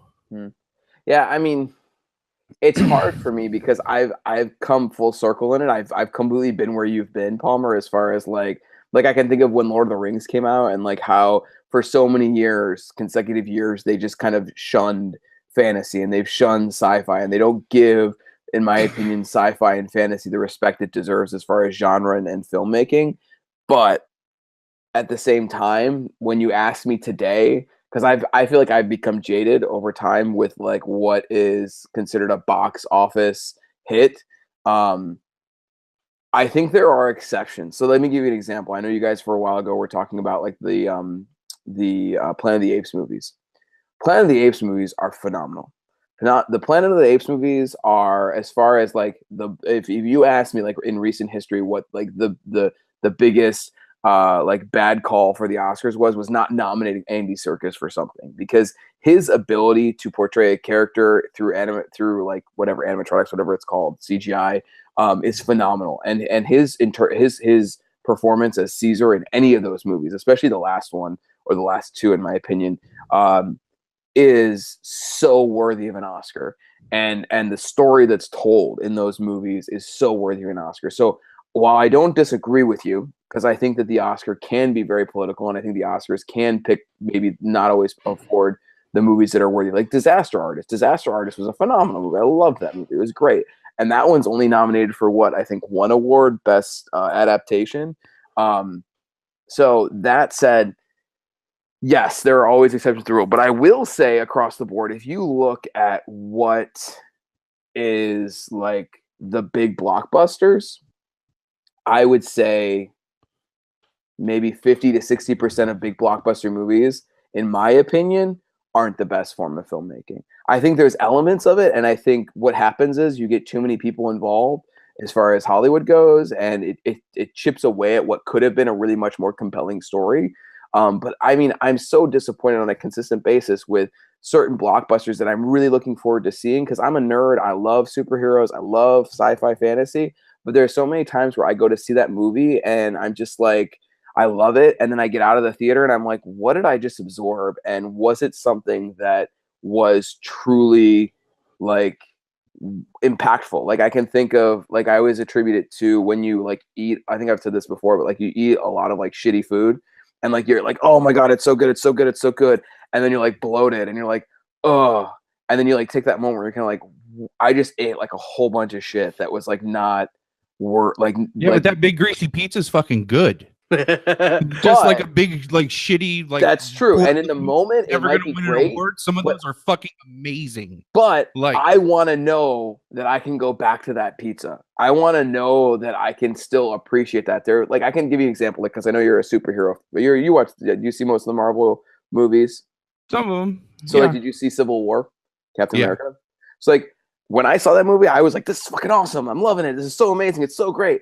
And then I got out and I was like, so what did I actually just watch as far as storytelling goes? Like, were there compelling characters? Were there like strong dialogue? Was there a narrative that was consistent throughout the whole movie? Did it focus on character development? Did it? And I'd be like, not really. So I'm not saying that's a bad movie. I enjoyed it. I paid money for it. I liked it. But would I say that it's something that's like high caliber? I wouldn't, because it's not memorable. Of course not. It's people in tights. Well, hold on now. Logan, which I showed you today, right? Logan, that's a fucking epic. That's a superhero movie that has an incredible character arc that tells the story of you know, this haunted, like torn person that's trying to find his way in life, and you know, has these morals that he tries to live by, and like that was a fucking compelling story. That's strong storytelling. So I'm not saying that you can't have that. Which made more money? Which one made more money? Yeah. Civil War, Logan, Civil War. But right. Does that, so you're saying that if a movie makes more money, then that's no, but I'm trying to make the argument that the more people that see it, you have a better chance of more people might be enjoying it, you know? And maybe this is getting into a conversation that Dave and I had on the last episode about how just watching a movie for the sheer joy of watching it, You're making a great case of why I can't enjoy watching movies anymore, because it's like I used to be able to just watch them and I didn't care. Yeah. And I, you know, I could make my opinion after I got done watching them. Now I have an opinion about a movie before I even walk into it. I hate that. And I just hate that I mean, I don't know. I feel like they put half of these movies came out in December just to get into the deadline. Yeah. I mean, the fact that Get Out came out in February and was still talked about enough to get nominated, that's amazing. Yeah. You know what I mean? Yeah. That's why I think that's why I think it should be. I only got to see 2 of these movies just because some of them had such short windows, and I was going to go see Ash and I had a plan to go see a bunch of them all last weekend, and they all dropped out of the theater last weekend, even the second run theaters. That's crazy. So around us. So I mean, I can understand what you're saying, that there's a purpose for these to try to generate, I'm going to try to say it in a less pretentious term. a less elitist way. Yeah. To try to elevate a person's understanding of filmmaking. I understand the importance for that. I just feel like I mean, so let's get back to let me ask Dave a question. So Dave, in your research and who votes for the Academy Awards, like, can you explain that? Like, just give like the cliff notes of that process. Like, how do you get on the Academy first off? Oh, yes. So I did look this up and I have it in front of me. I'm not great at synopsizing things. So I'm looking for the one thing that really caught me. Sorry. I don't want to read this whole thing. I can't synopsize it. There are more than this is from 2016. And in 2016 the Academy, well, that's when they were catching shit. So they promised to double its minority and female members by 2020 as a part of an effort to. This is all from Business Insider. .com. So that was against this whole backlash. Excuse me. So it says there are more than 7,000 people in the Academy as of last year, when it offered invitations to blah. Who cares? So you have to be. I found this sort of interesting. 17 branches, Doesn't offer a complete list of its members, but you can see a list of 322 people who joined 2015. That includes actress Emma Stone, South Korean director Bong Joon-ho, and Netflix content head Ted Sarandos. I can't pronounce his name, sorry. Shit. What I did see that I'm not seeing now is that you had to be kind of nominated or vouched for by other members. I'm sorry, I'll look this up better on our next break. Because I was very curious about that. Like, the people that I hear about that have screeners, I always hear how Kevin Smith has screeners, and so I'm like, is that because he got in the Academy by being associated with Good Will Hunting? And that's sort of interesting. I mean, Kevin Smith's a different guy. Kevin Smith's favorite movie of last year was Brigsby Bear. You know what I mean? I need to see that. That's on my list. Yeah, I have it from Netflix because he fucking loved it. And so I'm like, well, that kind of piques my interest. So the idea that someone like him is voting alongside whoever else that's, about to croak and, maybe not as in touch with what's going on now is interesting to me. But that's what I was thinking so much about, like who votes for this. So I'm sorry, I don't have a better answer for that in the moment. Well, I guess, I mean, let me put it this way, because I can make an argument for both for and against what I'm trying to say in the nominations. So, like, I would never have seen. Well, no, that's a lie. I probably would have eventually seen it, but it would have been a long road to see it. Call Me by Your Name, the movie we talked about. Like, that's one that I normally would probably, if I saw it, like, I'd be like, meh, like whatever, and I might go check it out. I might now. But I went to see that movie because it was nominated for an Oscar. So I was like, all right, I want to see this. And I loved it. And I really appreciate it. And again, like, I would not normally have seen that movie had it not been nominated. Now, at the same time, let me give you the alternate. Because as we're moving on our list here, Phantom Thread, was nominated for an Oscar. I did not want to see that movie. Okay. No. I have some serious issues with Paul Thomas Anderson. I love me some Punch Drunk Love. That's like one of my, like, easily probably in the top 15 movies that I love. But like, outside of that, I enjoyed Magnolia. I hated There Will Be Blood. This is another point I told my buddy Tommy. He loved There Will Be Blood. I hated There Will Be Blood. This was one that I went to see solely because it was nominated for an Oscar. And I was like, I wish I got nothing out of that movie. I went to see it, and so in some cases, like I feel like it was nominated because Paul Thomas Anderson and Daniel Day-Lewis. So like you said, like there's obviously total pandering his as last far as movie. politics. Yeah, so it's going to be nominated. But I don't think it wasn't a bad movie. Like it was passable in my opinion. I thought there were some cool elements to it, but really like I was pissed because I was like, okay, and like don't get me wrong, like there's obviously a smart element to it. Like the ending is very kind of, you have to kind of work it out in your head to figure it out. Like I figured it out, and I still was kind of like, even knowing that, I still feel like I probably could have gotten away with not seeing that movie. Yeah. So I think it works both ways. But I guess what I'm trying to say is, as kind of a wrap up as we move on to the different movies, is the Oscars call attention to movies that, in my opinion, would maybe not normally get attention called to them. And I think that in itself is a good thing. Now, whether you agree with the movies that are nominated or not, obviously that's your choice. But I think as far as like strong pictures and like what we like, if you ever, when you take film classes and you learn about like what makes a powerful script, what makes a powerful movie, I feel like most of the movies that are on this list fulfill those categories. And I feel like if we lose, here's I guess the alternate. I feel like if we lose the Oscars, if we just went with the Golden Globes as like Is that the a one that you threat? brought up, Is that a threat that could happen, that we could lose I the don't know, Oscars? because I mean that was a fear for a long time as far as like the change in like offering up more movies for Best Picture and stuff like that. Is if we lose the Oscars, I feel like that would be a greater disservice than to have people more or less tolerate or appreciate some things about it and not appreciate the politics.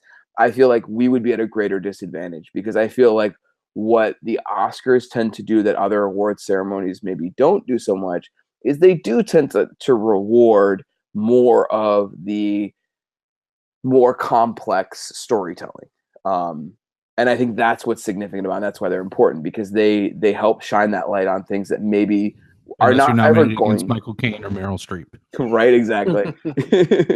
But I feel like there are movies You won't win that either time with those ones. yeah, I just feel like that's the only way that certain movies are going to get, because here's the thing, okay? A movie like The Post, or a movie like Three Billboards in Ebbing, Missouri, that's not going to make a ton of money. If it's going up against Thor Ragnarok, and don't get me wrong, I loved Thor Ragnarok, but Right. that's the movie that's going to get the money. And if you get rid of this kind of cultural touchstone, then I think what would happen is only those big blockbuster movies are going to make money, and producers and people aren't going to put money into those films. Producers aren't going to take a chance on a movie like Call Me by Your Name, because there's no quote unquote big box office money in it. And that's kind of like why I've changed my tune as far as why I appreciate the Oscars, because regardless of whether you agree or disagree with them, they allow for more independent films to get getting production and getting created. Yeah.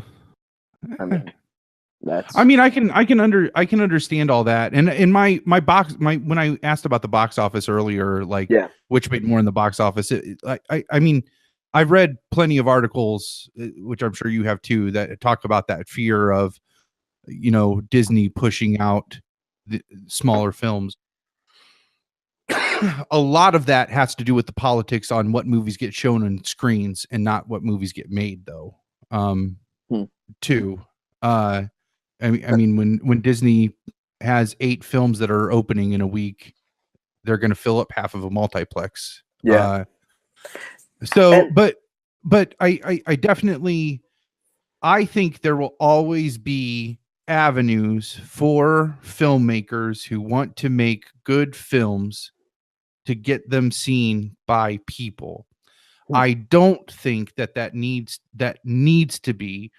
I'm not disagreeing in the fact that the Academy Awards serve a purpose on bringing light to some films that we might not otherwise see. It's when those pictures are given awards. It's not that I have a problem with those films getting awards. I want them to get the awards because of the way I feel they should get the awards, not to just fill a need. That's the first one. And 2, I don't think that it needs to be, I don't know, just surrounded with the pomp and the No, I get that. I mean, like the Golden Globes, I know, like, I don't know what your problems are with the Golden Globes. I have problems with the Golden Globes, but I don't know. It's just more lighthearted.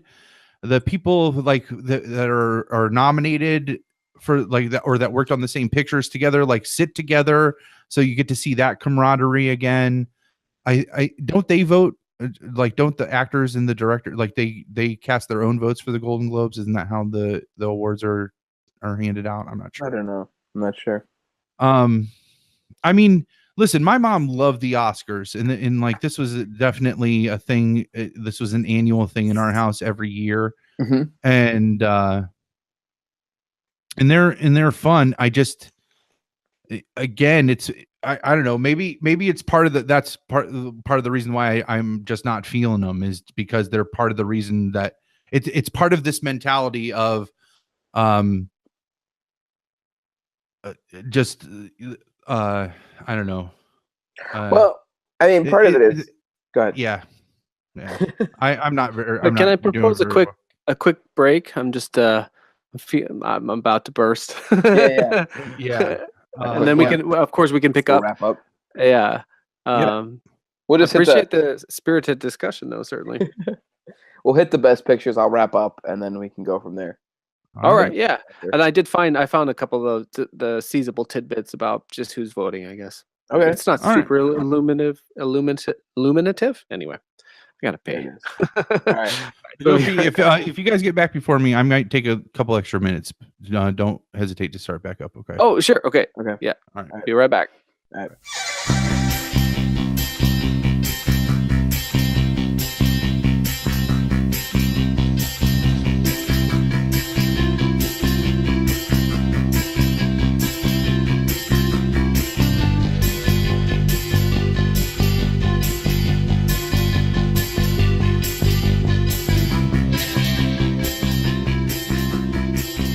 Funny because it's been a while since I've been able to get passionate about things like this. That's cool. Yeah, it's interesting too. You feel like I feel like you've just been enthralled. No, yeah, I mean, I have like certain thoughts on things, like what you were saying about. It's interesting what it's hard to get the right in on it, but it would often come from like why this is important or why we shouldn't lose this. Which I found interesting, and that's not the part I seized on. Actually, what you were talking about, that idea that people would then go out to see these movies and support these movies more than had they not been nominated. That really spoke to what I was thinking about in terms of those things, those questions I raised earlier. You know, does it matter how exactly or why Get Out is there, or that people see these kinds of movies? The powers that be, the gatekeepers, if they're just exposing them to people who wouldn't otherwise know about them, because your Thor Ragnaroks and stuff that we talk about, we love, like, those don't exactly need the help. You know what I mean? Yep. So I like that idea. That was because like I can think of like a few years ago. I mean, it's been a while now, but like when Slumdog Millionaire came out. Okay. That was not a movie that a lot of people were seeing. And then it won Best Picture, and it was brought back out for theaters for like a month or 2 months after the Oscars. And so that movie got a lot of attention as a result. And I think, what we have to realize is when it comes to filmmaking, it's all about what's going to make money. And like I said, like it's very easy to say, oh, we're going to do, Thor 17 because we know it's going to pack the house. It's going to make good money. But what we don't think about is all those independent films. And granted, I think Palmer is completely right in saying that, like the independent films are going to be made no matter what. And that audience is going to see it. But I also know as I get older, it's harder and harder for me to track down independent films. Like there are so many independent films that come out where I'm like, I'll find it like on a fluke on like Netflix or something, like, whoa, like there was a movie with these actors that I never even knew about. Like I got to watch this. And I feel like the Oscars at least does a nice service of bringing those movies to even my attention, as someone who I would say is pretty involved in seeing independent films, if that makes sense. Oh yeah. Well, and it's pretty rare these days that a truly independent film breaks it all the way through. Like a movie produced outside of the system, I don't know how much that happens. I mean, I could be overgeneralizing, but generally, Moonlight. How about that?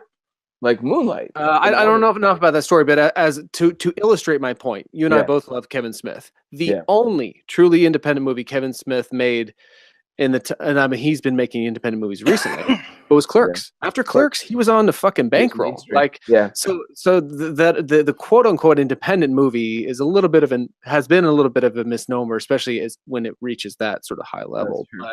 I really appreciate that idea of just the extra eyes on movies that wouldn't otherwise see them, regardless of whether or not a kind of flawed or disingenuous system brings those eyes to those movies.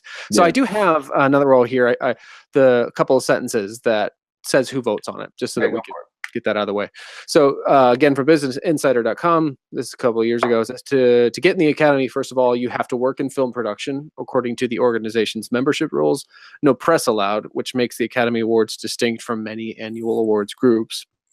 But you can't exactly apply to that organization. A candidate has to be sponsored by 2 current members of the organization's branch, which they hope to join. The different branches being like, there are 17 branches, from acting, directing, writing, producing, all that kind of stuff. So that's what I was able to find out about that. That doesn't give me a lot of like, oh, okay. Doesn't mean so much to me exactly. But all right. So I know we only have like about a half an hour left. Want to just knock out the best pictures? Yeah, and I wouldn't mind, like, some of these I have seen, so I don't want to roll over, and I certainly don't want to shit on Get Out. Like, Palmer and I, and we fucking love Get Out. And I loved it too. Yeah, and that was your pick for best picture. Yeah. So, but I appreciated the discussion that led to. I did see and love Lady Bird, so I didn't want to roll over that. That's one of the few I saw. Yeah, go ahead.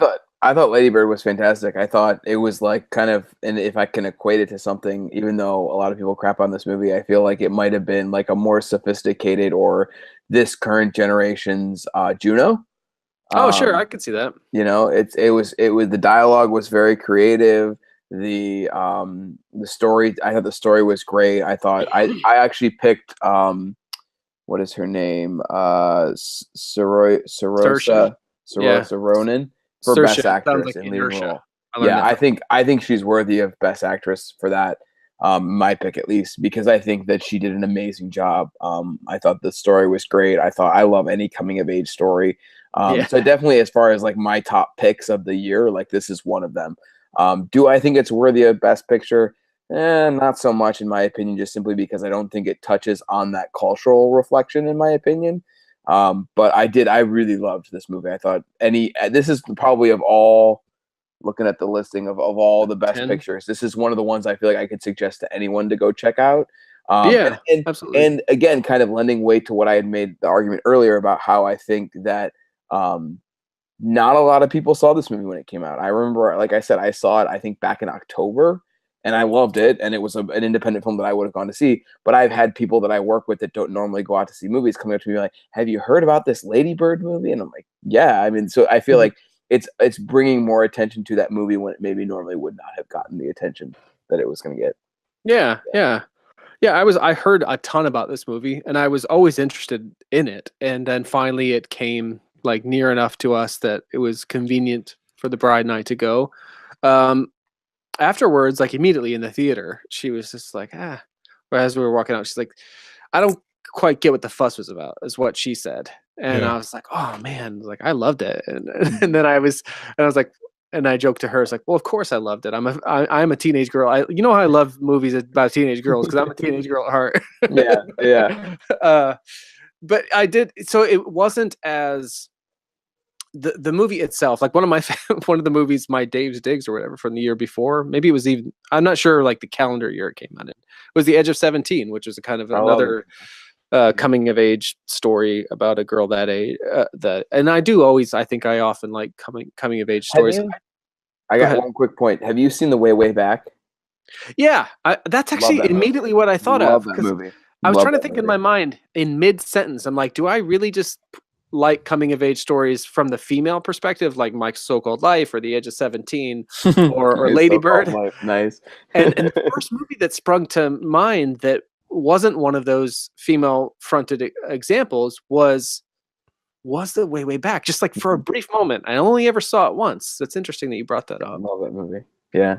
I think part of what I do appreciate about seeing that female perspective is like, as a teenage boy, you don't know what the fuck girls are thinking. Right. And so I love seeing like those moments that we're not privy to. And especially as unguarded as they might be. I mean, this is not a good comparison, but it was fun to see the moments between the Lady Bird character and her best friend. Like if you think about that juxtaposed, it's the same sort of candidacy. I don't know if that's the right use of the word. As it's probably not. As something like Superbad. You know, when you see those two teenage boys kind of interacting in that way. Yeah, I don't know. Like I've always enjoyed Greta Gerwig. I haven't seen all of her work. She's like this kind of abominably cute and charming, like young actress, and she still feels like a young actress, though maybe she's not regarded as such. And so I like this idea of her directing a movie. I know we've already talked about a lot of like heavy things or serious things or contentious things, so I don't necessarily want to get into it. But one of the things I heard her interviewed about when she was just on Fresh Air talking about Lady Bird, it's like they asked her about the sexual harassment sort of thing that had been in the air, and she hadn't personally been sexually harassed. But there was an interesting moment between her and Terry Gross about, you know, she's like, I don't know what to say, and I don't want to say the wrong thing, which was interesting to hear a female say, because as men, you're like trying to always be sensitive to the fact that you don't experience a lot of these things, and you don't want to say. It's not like, I don't know.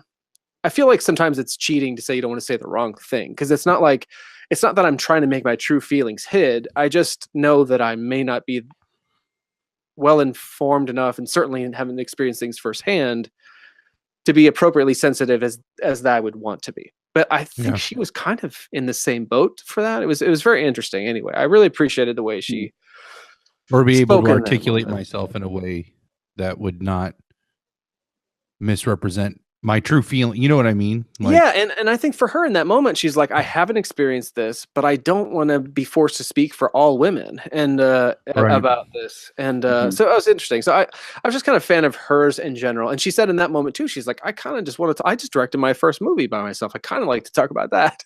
Yeah. And so that was interesting. So like some movies like that in particular might be extra publicized and overly politicized, because I mean, it's coming from a female perspective, and for our culture, that is still a sort of uncommon thing. And it's one of the special things about that movie is that it does come from that perspective, and from her as a writer, et cetera, et cetera. And I really appreciate that movie. It's not reinventing the wheel, but it is a special movie that communicates a universal experience in a really like sweet, poignant, and like artistic but accessible way.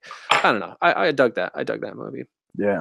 My mind was wandering elsewhere, but we can keep going. I've only ever even seen one other of the Best Picture nominations. So what's the next one as you go down the list? Phantom Thread. As I said, I have very strong opinions about that one. I'm not a fan. I mean, it wasn't bad. I mean, Daniel Day-Lewis is amazing. He always is amazing. Does a great. But again, I feel like it was very much more of we're going to give us a nomination because of who's involved versus the actual film itself. I don't know. There's not much I'm going to say about it, just simply because I was disappointed. I thought the ending, there was a twist at the ending, and like I said, I think it involves some thinking as far as if you could understand it, much like There Will Be Blood. But I don't know. I don't think it was that great. I think the hype around it being his last film is the only thing that that catapulted that up into the echelon. I haven't seen it, so I don't know how it stands up to the rest of on this list, but I feel like that definitely had it helped get it to where it is. Yeah. My Nicole just texted me and she said Phantom Thread was meant to be artsy, the artsy pretty movie. Yeah. And I think that pretty much sums it up Yeah. of the list. The Post was, I mean, it's Steven Spielberg, and it's like you said, like the cast is set up to be, the Oscar nominations. It was a great movie. That to me is the Civil War of Oscar nominated films. Again, I think it's just a comfort meal going in there with everybody for that crowd. Yeah, it's like all the you know what I mean, Oscar movies. Yeah. But going back to Dave's earlier point about Dunkirk, it tells a story about a historical situation that I had no knowledge of, that I didn't know anything about, and I think that was the compelling factor. Was the part of what we appreciate about film is that it sometimes tells us stories we weren't aware about, and I think that aspect of it, like, don't get me wrong, yes, 100%. I think the marketing campaign was all Meryl Streep and Steven Spielberg and Tom Hanks together for the first time 100%, 100. I don't even honestly, I can't picture any of the media campaign that told you what historical event it was talking about. Oh yeah, I have no idea. I mean, I know it involves a newspaper, and it leads up to all the presidents. All it talked about was Steven Spielberg directing Meryl Streep and Tom Hanks together. Like the big premise of the story is it's all around the publishing of the Vietnam War and how that was such a fucked up situation, and how they knew, like, way in the beginning, that this was a losing battle, that they were not going to win this war. That, I mean, it basically blew the doors open on the reality of what we all understand is, like, today, like, as all three of us, like, being educated in the Vietnam War, like, we understand that it was a failed war, that it was, it wasn't the way it was advertised, that we were in it for the wrong reasons, like, all that stuff that we understand is, like, standard, was not known. Like, this is the case.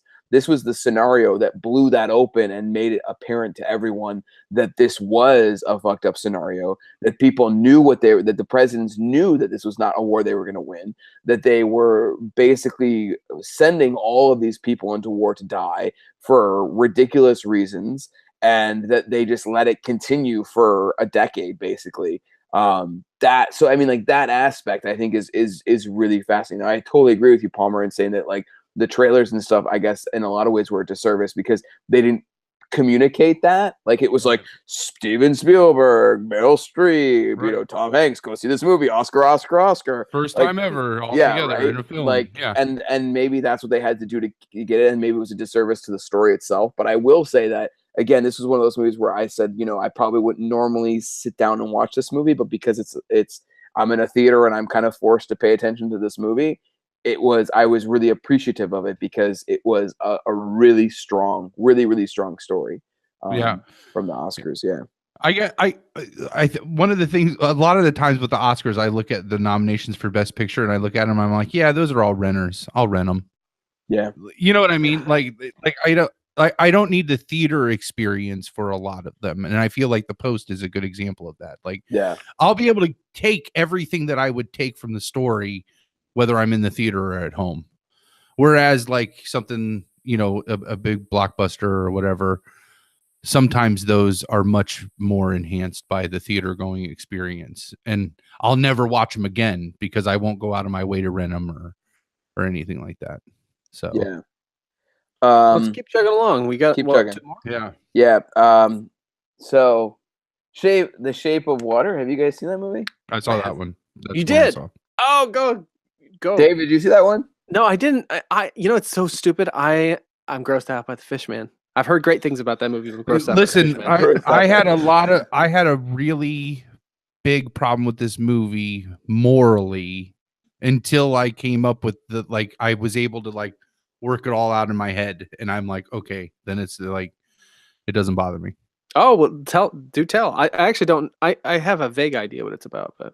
Well, give us the Palmer trailer version. What was that? That's going back. A lady works so the Palmer trailer version would be a lady works in a secret government facility and falls in love with a merman. And That's And generous though. He's not a merman. He's like a and gill man. Yeah. He's like, And and- That's how you get you to come see the movie. They end on an and You they gotta should all close end, that ellipsis. on and ... You gotta close that ellipsis. No, they so I and again I don't want to eat up too much time because I know we're cutting it short, but We've seen so few though. Give us your take. no, it just I really I love Guillermo del Toro. I love the films that he makes. I'm glad that he's finally getting recognized for something. It's so his style is just so well defined and developed. You know you're watching one of his films when you're watching them. He loves film. Like he is a film lover, filmmaker. Like, and his films are just full of the love of Hollywood. I think The Shape of Water more encompasses like this Hollywood ideal that you're trying to propose with the Oscars, Mr. J. I think that Guillermo del Toro is really good at like encapsulating that Hollywood essence in his love, his homages that he puts into Hollywood. Here's go ahead, finish. It was good. It just it really skees me out that they slept together. Until there it is. That's the conclusion of the ellipsis. Yeah. Can a fishman have sex? The answer is yes. It really, I want to see it even less now. But no, it's like, and this is like ultimate nerd, total, like from a science standpoint, totally. A movie came out with it was a while ago. Shit. It was like Sarah Pauli was in it. And, I do know what you're talking about. I'm not sure I know the name, but I do know what you're talking. Like a Beauty and the Beast type scenario. No. Oh, maybe. Well, let me look it up. I can picture her and Adrian Brody are basically like they are a couple, and they're geneticists, and they make this clone thing trying to progress like medicine, and it ends up growing. It's an experiment, and it grows, and they both end up having sex with it. And from a science teacher standpoint, like I'm just like, that's so like morally wrong. Like that's your science and like your experiment. And yeah.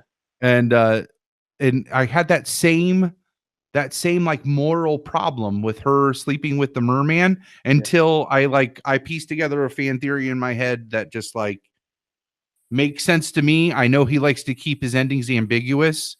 So you're never going to get a clearly cut, defined, this is exactly what it was. At least I don't think so. So I'm just going to stick with my fan theory in my head that makes me not want to throw up in my mouth when I think about that movie. Here's my point. And maybe you're going to attack me on this, Palmer.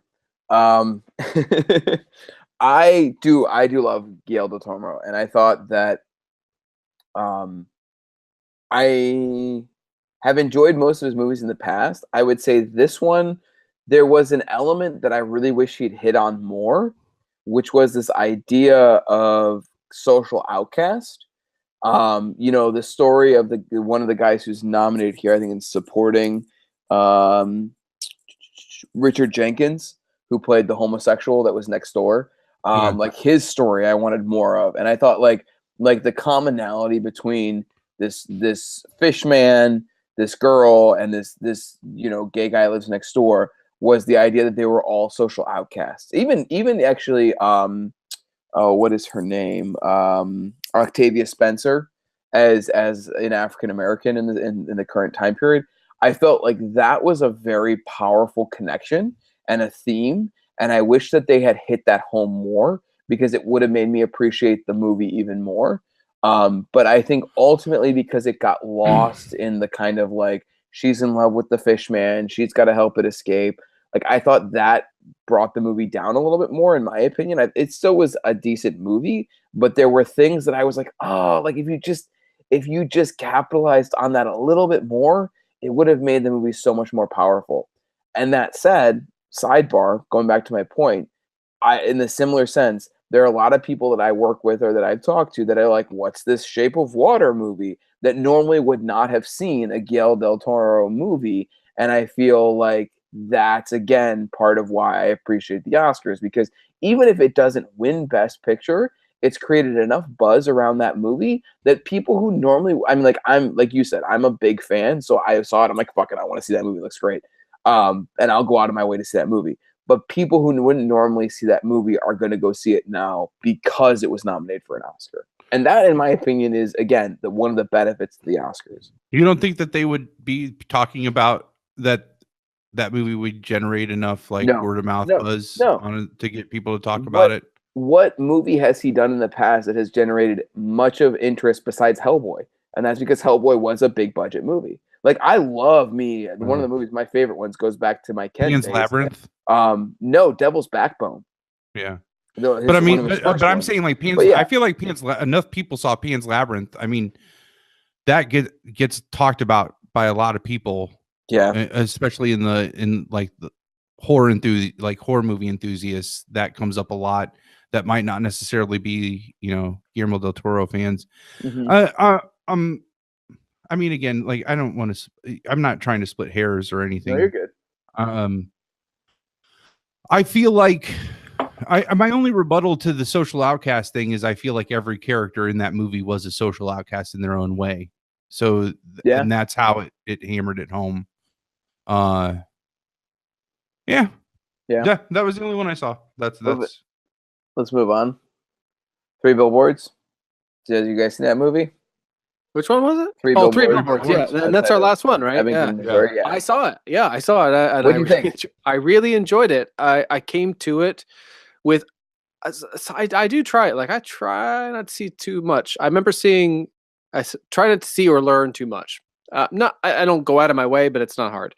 So for me, it's not hard to not see stuff. But so I did see a preview, and I'm like, I just saw the people and the tone of it, and I saw Frances McDormand, I saw Peter Dinklage, I saw Woody Harrelson, I saw Sam Rockwell. Love you some Sam Rockwell. Yeah, I am into this. I've never like that. The trailer, I think I might have seen at Logan Lucky, but it reminded me of that similar vibe.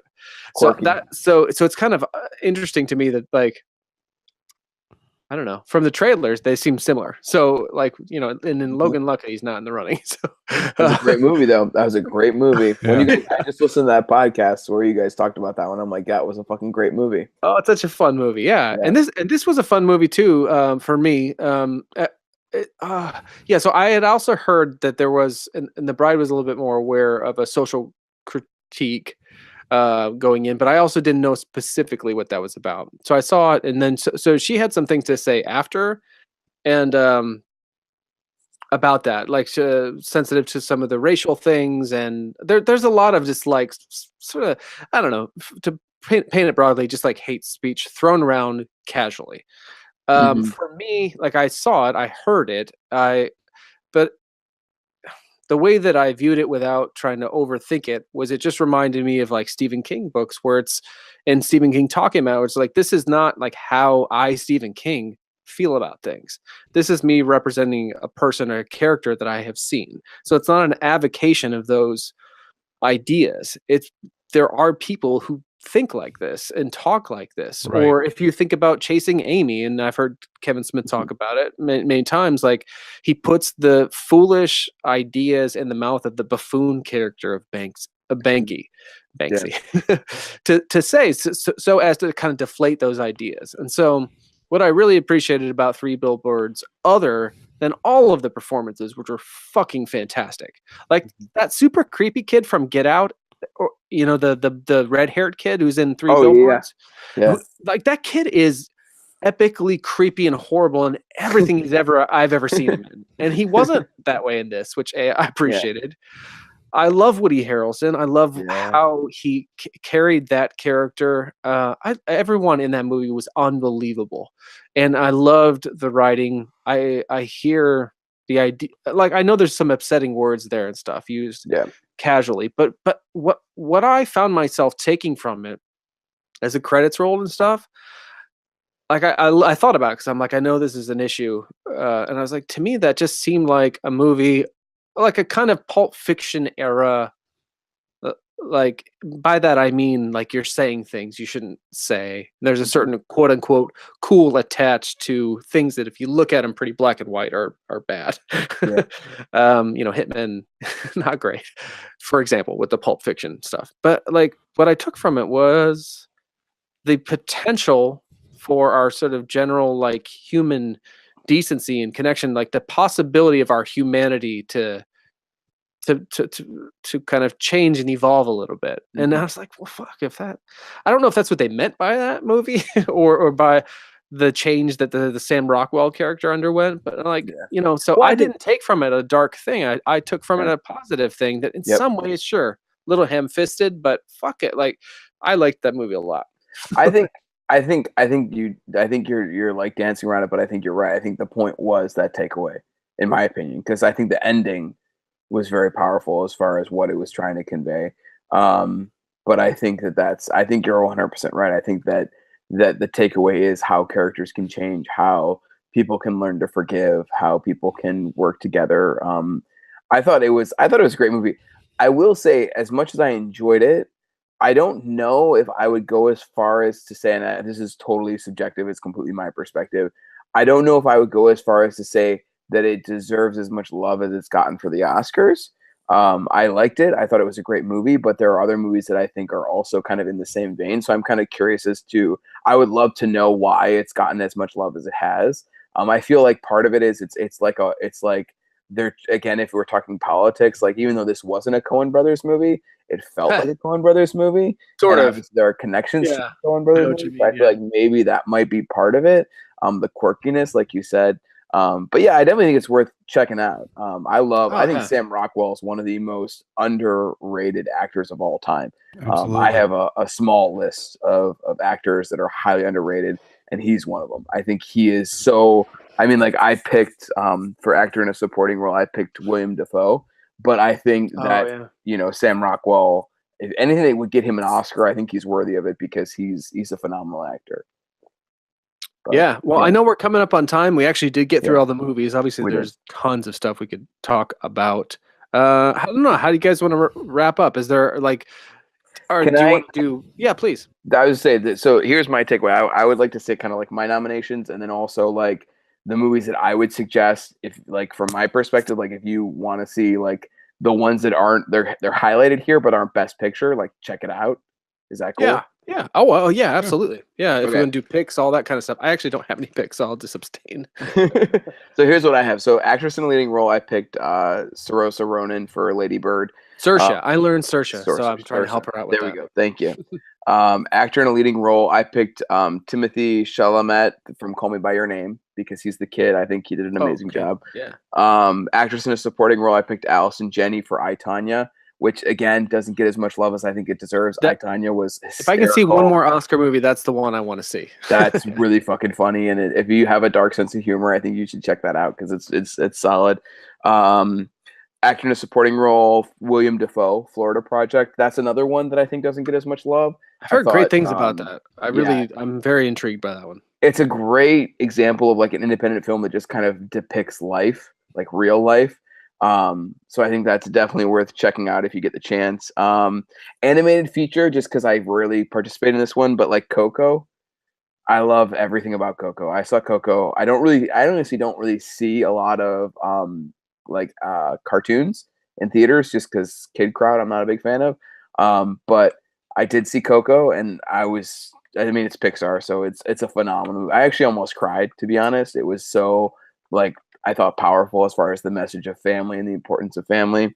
Director, I picked Christopher Nolan because I think that Dunkirk is not going to get as much love as it deserves. And I think as far as like exceptional directing, I think that kind of fulfills it. Writing, Molly's Game. That's another one that I don't think gets enough love because I watched that movie. I went to see it kind of like on a fluke, and I went to see it and I'm like, this is like fucking smart as shit. The dialogue is so on point. Like, who wrote this dialogue? And of course, it's Aaron Sorkin. So that once I found that out, I was like, oh, okay, that's why it's so good. But that was one that I thought was really, really well done and really, really intelligent.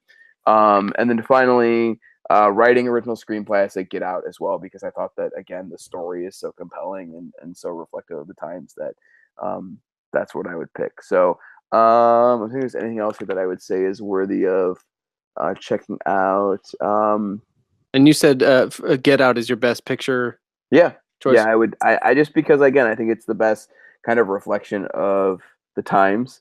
Um, I will say that the movie with Denzel Washington, Roman J. Israel Esquire, I've literally never heard those right? words before. Go check it out because that was another one that is obviously kind of under the radar, but I thought that was a really nice film.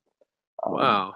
So before Palmer gives his picks, which I appreciate that turn of phrase, how do you guys pick when you do picks? Because the bride and I do picks actually with her mom. How do you select them? Do you select them by what you want to win, what you think will win based on popular opinion, or not necessarily? How do you choose? I do partly majority of what I want to win because like if I want, I mean like I feel confident in my abilities that if I truly wanted to win a game, like it was a competitive thing, we're going back to like we're going full circle here with competition. I feel like I probably could do a fair job, but I do like to stick to what I enjoyed. So like that's how I usually start out. But I do feel like there is an element of like spreading the love around. So that's like for instance, like why I didn't pick Call Me by Your Name for Best Picture because I think that even though it's a strong standout, that Timothy Chalamet did a better. He was the standout of that. Like Lady Bird, exactly the same type of thing. Like Lady Bird was a fun movie. I enjoyed it. Was it Best Picture? But do I think that the key thing for that was the leading actress? Yes. So like that's kind of how I try to do it as I try to look at what I love, but also like how I would spread it out because I think Hollywood tries to do that a little bit. I don't know, Palmer, what do you think? Nonetheless, you're not trying to win. You're just trying to balance it out in your own sort of head and heart. Yeah, exactly. Yeah. I mean, mine is real quick, so I'll just say I just vote for who I actually literally want to win. So sometimes I don't have a vote if I haven't seen enough movies. I treat it like a game. I always look at it as like who I think is going to win, not who I would want to win. Yeah. Because I definitely never win the pool between the bride and her mom. Yeah. Well, there's always curveballs and all that kind of stuff. So any because there's definitely been like a very spirited debate about how things are chosen, etc., and like what has merit in this way or that. But like any like, oh man, this movie was fucking great for last year, Oscars or no. Anything like that? I don't know. I don't have one necessarily. I actually Marshall. Yeah, that's just off the top of my head. I mean, there's plenty I'm sure I could pull. Disaster Artist is another one that I thought was all kinds of fun and enjoyable. But Marshall was one that I kind of saw offhanded. It's about and now I'm spacing on his name, but the guy who became a Supreme Court justice out of Baltimore, actually, coincidentally, Thurgood Marshall. Oh, yeah, I know that name. That's one you need to go out of your way to check out because it's not what you think it is, and it's all about like one of his first like major trials that he did. Okay. And I thought that was a really cool kind of suspense and it's also obviously based on a true story. It's something that I had never even known about that I thought was a really cool story.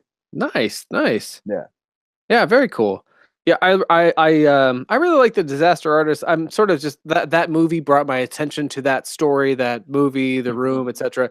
It's a little hard when you're going from the real. It's like I listened to the book that became that movie. Mm-hmm. And it's a little bit like if you could hear an audiobook of American movie somehow from one of the, like Mike Shank reads it or Mark Borchardt or something like that, like someone involved, someone whose voice is part of it.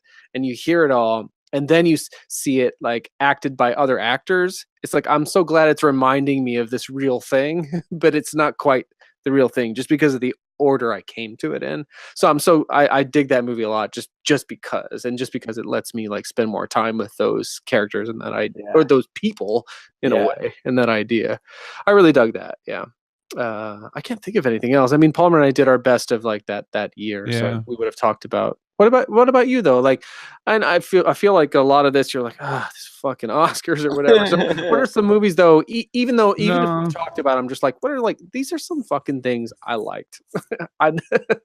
Yeah, but I haven't seen enough of any of these really to talk about them. Oh, I don't even mean these. I mean like other things. Other things outside of it. Yeah. I don't know. I really got nothing. I didn't prepare enough for this episode. I didn't prepare either. Let's wrap it up. Yeah. All right.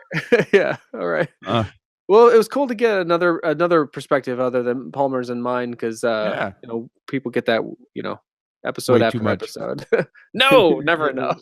Never enough. I got a lot to say.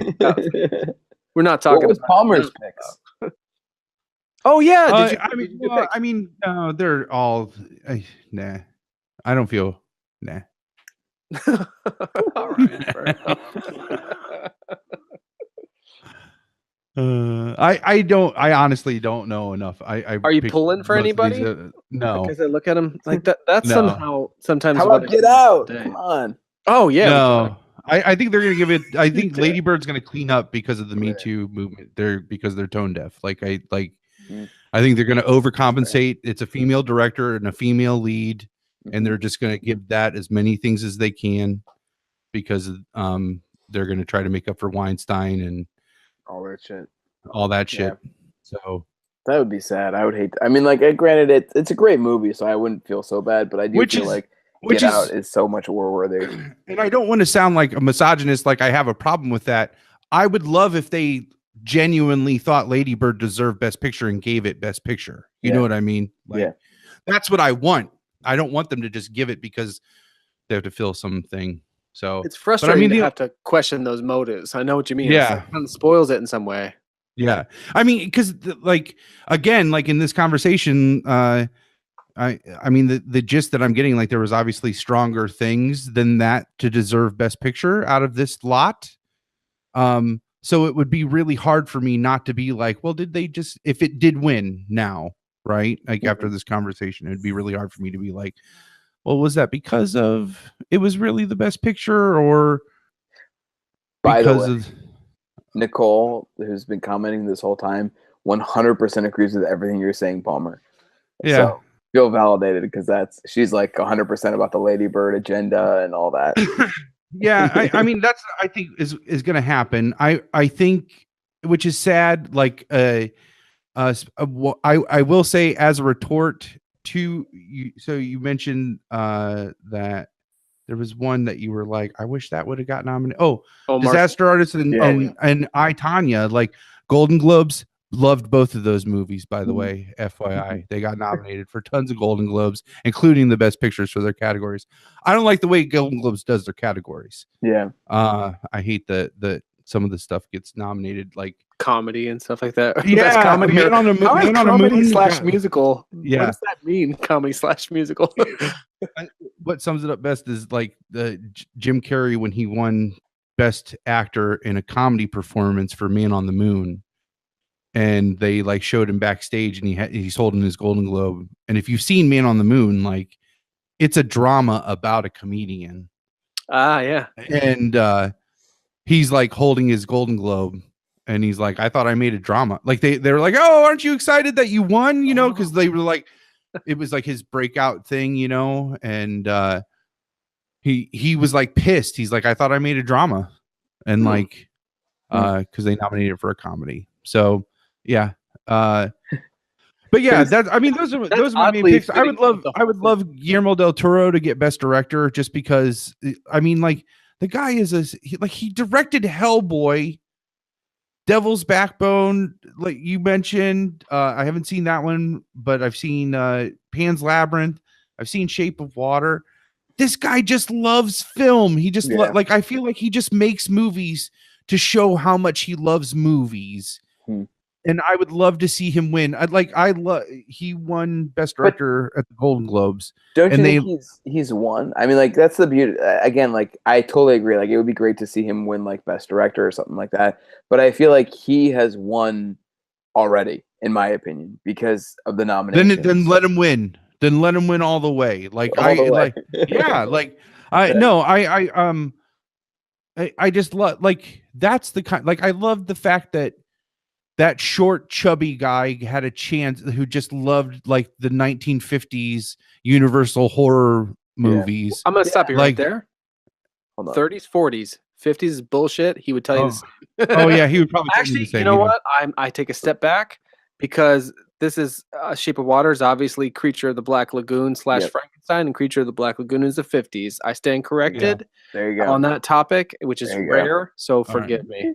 I'll vote for him only because he's written the introduction to 2 editions of Frankenstein I have. So he gets my vote. I mean, I would just love, like, I would love all of those things, man. I'm probably just too cynical and jaded, to be able to vote like that. But yeah. Here's a fun thing that I want to share that I think you would appreciate, Palmer. So Nicole just sent me to this. She said that I think in the issue of Get Out versus Lady Bird and what you've basically said, she says, I think we have moved on from Black Lives Matters to rape is bad. Yeah. Yeah. Like that's, I mean, and it's just so, you're Totally just like, spot on. No, I get it. And you're like, I want to love those movies. Like I want to love, like, and that's why I have problems with the Oscars, is because I want to, like, or maybe it's any awards, or why I don't, you know, I don't know. I hope without opening a new can of worms, the thing that frustrates me about the Get Out thing that feels kind of pandering and actually ultimately like condescending. It feels like the fucking parents in that movie nominating the movie. You know what I mean? Like I would have voted for Obama a third time. Like, and I dearly hope it's not that. But the fact that it feels that way makes it kind of like, fuck, man, fuck you guys for like fucking up this movie that's so awesome. Yeah, that's so awesome. But that's all our own, my own. And again, and this just comes back to that. Like, I wish I could just watch movies for the pure love of watching movies. You can't, because of these because I have to do all of this now when I watch a movie. I can't just watch a movie. Like all of this has to happen. I think here's the wrap up. I think for me, because Palmer, I hope you realize I 100% appreciate what you're saying, and honestly, like, I'm there in a lot of ways. I'm there with you, because it, like I said, like for a long time, I actually had a backlash with the Oscars. I think the place that I've come to be is this. I will still go see the movies I want to see. Every week I go see a movie. So like this week, fucking Black Panther. I'm fucking excited about that. So that's like a movie I'm gonna see and I'm gonna enjoy it no matter what. I will see the movies that I want to see week in and week out. But that said, why I think the Oscars maybe not need to be supported fully, but need to continue to coexist is this idea that it puts eyes on movies that would not normally get eyes on them. And like, again, if I think of last year, like I think of Moonlight. Like Moonlight was a phenomenal movie. It was incredible. It did from top to bottom what it needed to do. I thought it told an incredible story, and it would simply not have been the level of success that it got had it not been for the Oscars. Like I was telling before, when you were when it was just Dave and I for a second there, I was saying like Slumdog Millionaire. That's a movie that would never have gotten the eyes on it that it did until it won Best Picture, and then it won Best Picture, and that gave it the attention that it deserved. And I think that that's like, Palmer, you're going to go see the movies you're going to want to go see. Dave's going to see the movies he wants to see. I'm going to see the movies I want to see. And we'll continue to enjoy and appreciate the movies for what they are. But I think why I don't want to see the Oscars go away is simply because it puts attention on movies that would not normally get the attention. And that's a good thing. Like you said, like Guillermo del Toro and his movies, like those are movies that again, I hate to say normal people, but like the common, blue collar Joe Schmo. Don't say common. Sorry. Average person. Wouldn't go see on a normal, wouldn't put their money down because the movies are expensive, and to go see a movie is expensive in theaters. But I feel like the very idea that people are like, you know what, like what's this Shape of Water movie? Like that is a success. That's a success. When it gets people talking, it gets people to go and check out those movies.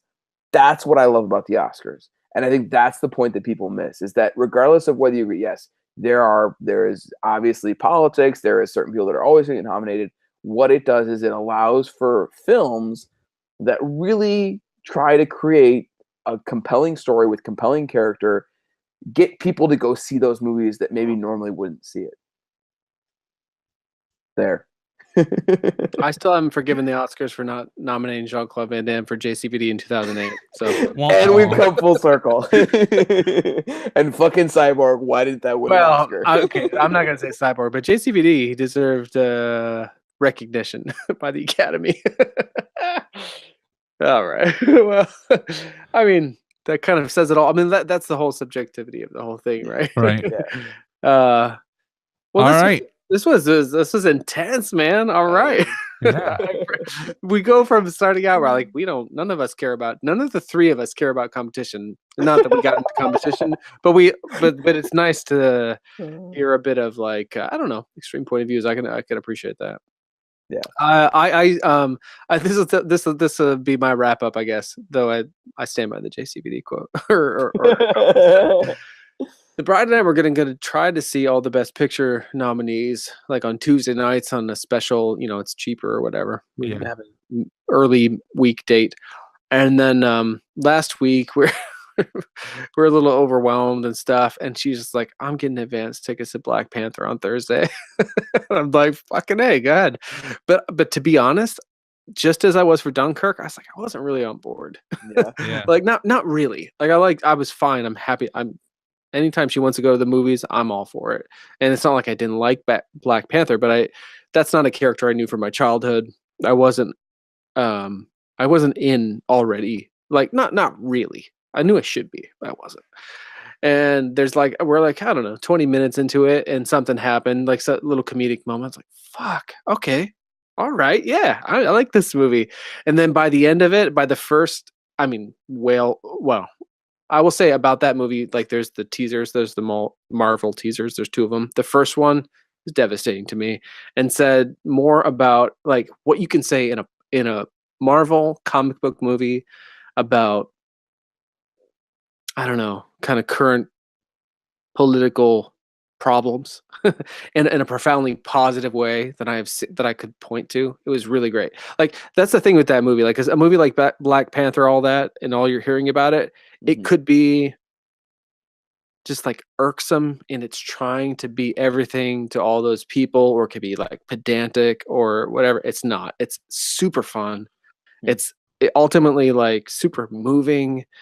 It's so funny. So like after all this, like at the end of the day, the bride and I were like, well, do we go see an Oscar movie or do we see Black Panther? And we went for Black Panther, and I got a hell of a lot out of it. Yeah.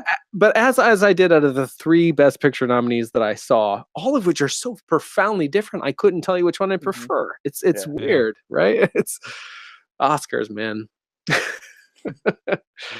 JCVD 2019. Be sure to subscribe at LWSD Pod on Twitter. Be sure you can email us at lwsdpod@gmail.com. Subscribe iTunes, Stitcher, Google Play Music. Go to audibletrial.com/LWSD to get your free audiobook. You could try this time. You are a badass. How to stop doubting your greatness. Yeah. How to stop doubting your greatness. I haven't read that one. I don't want to endorse that one yet because I don't know if it's good. Never mind about that. I started listening to Roadwork. Find Roadwork by Stephen King / Richard Bachman. Oh yeah, that's a good one. Stephen King's favorite Bachman book. So rock that one. That's his favorite Bachman book, really? That's what he said in the introduction. Oh yeah, it depends. 1996, he said that. So whatever. Oh yeah. Okay, that's probably that's close enough that I think that would probably still be accurate. He changes sometimes in those introductions. It's crazy. Yeah, I like that though.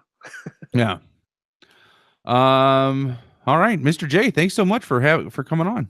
Thanks for having me. Yeah, hopefully I didn't ruffle too many feathers. Oh no. No, it was good. Nice to hear another point of view other than our own. Yeah.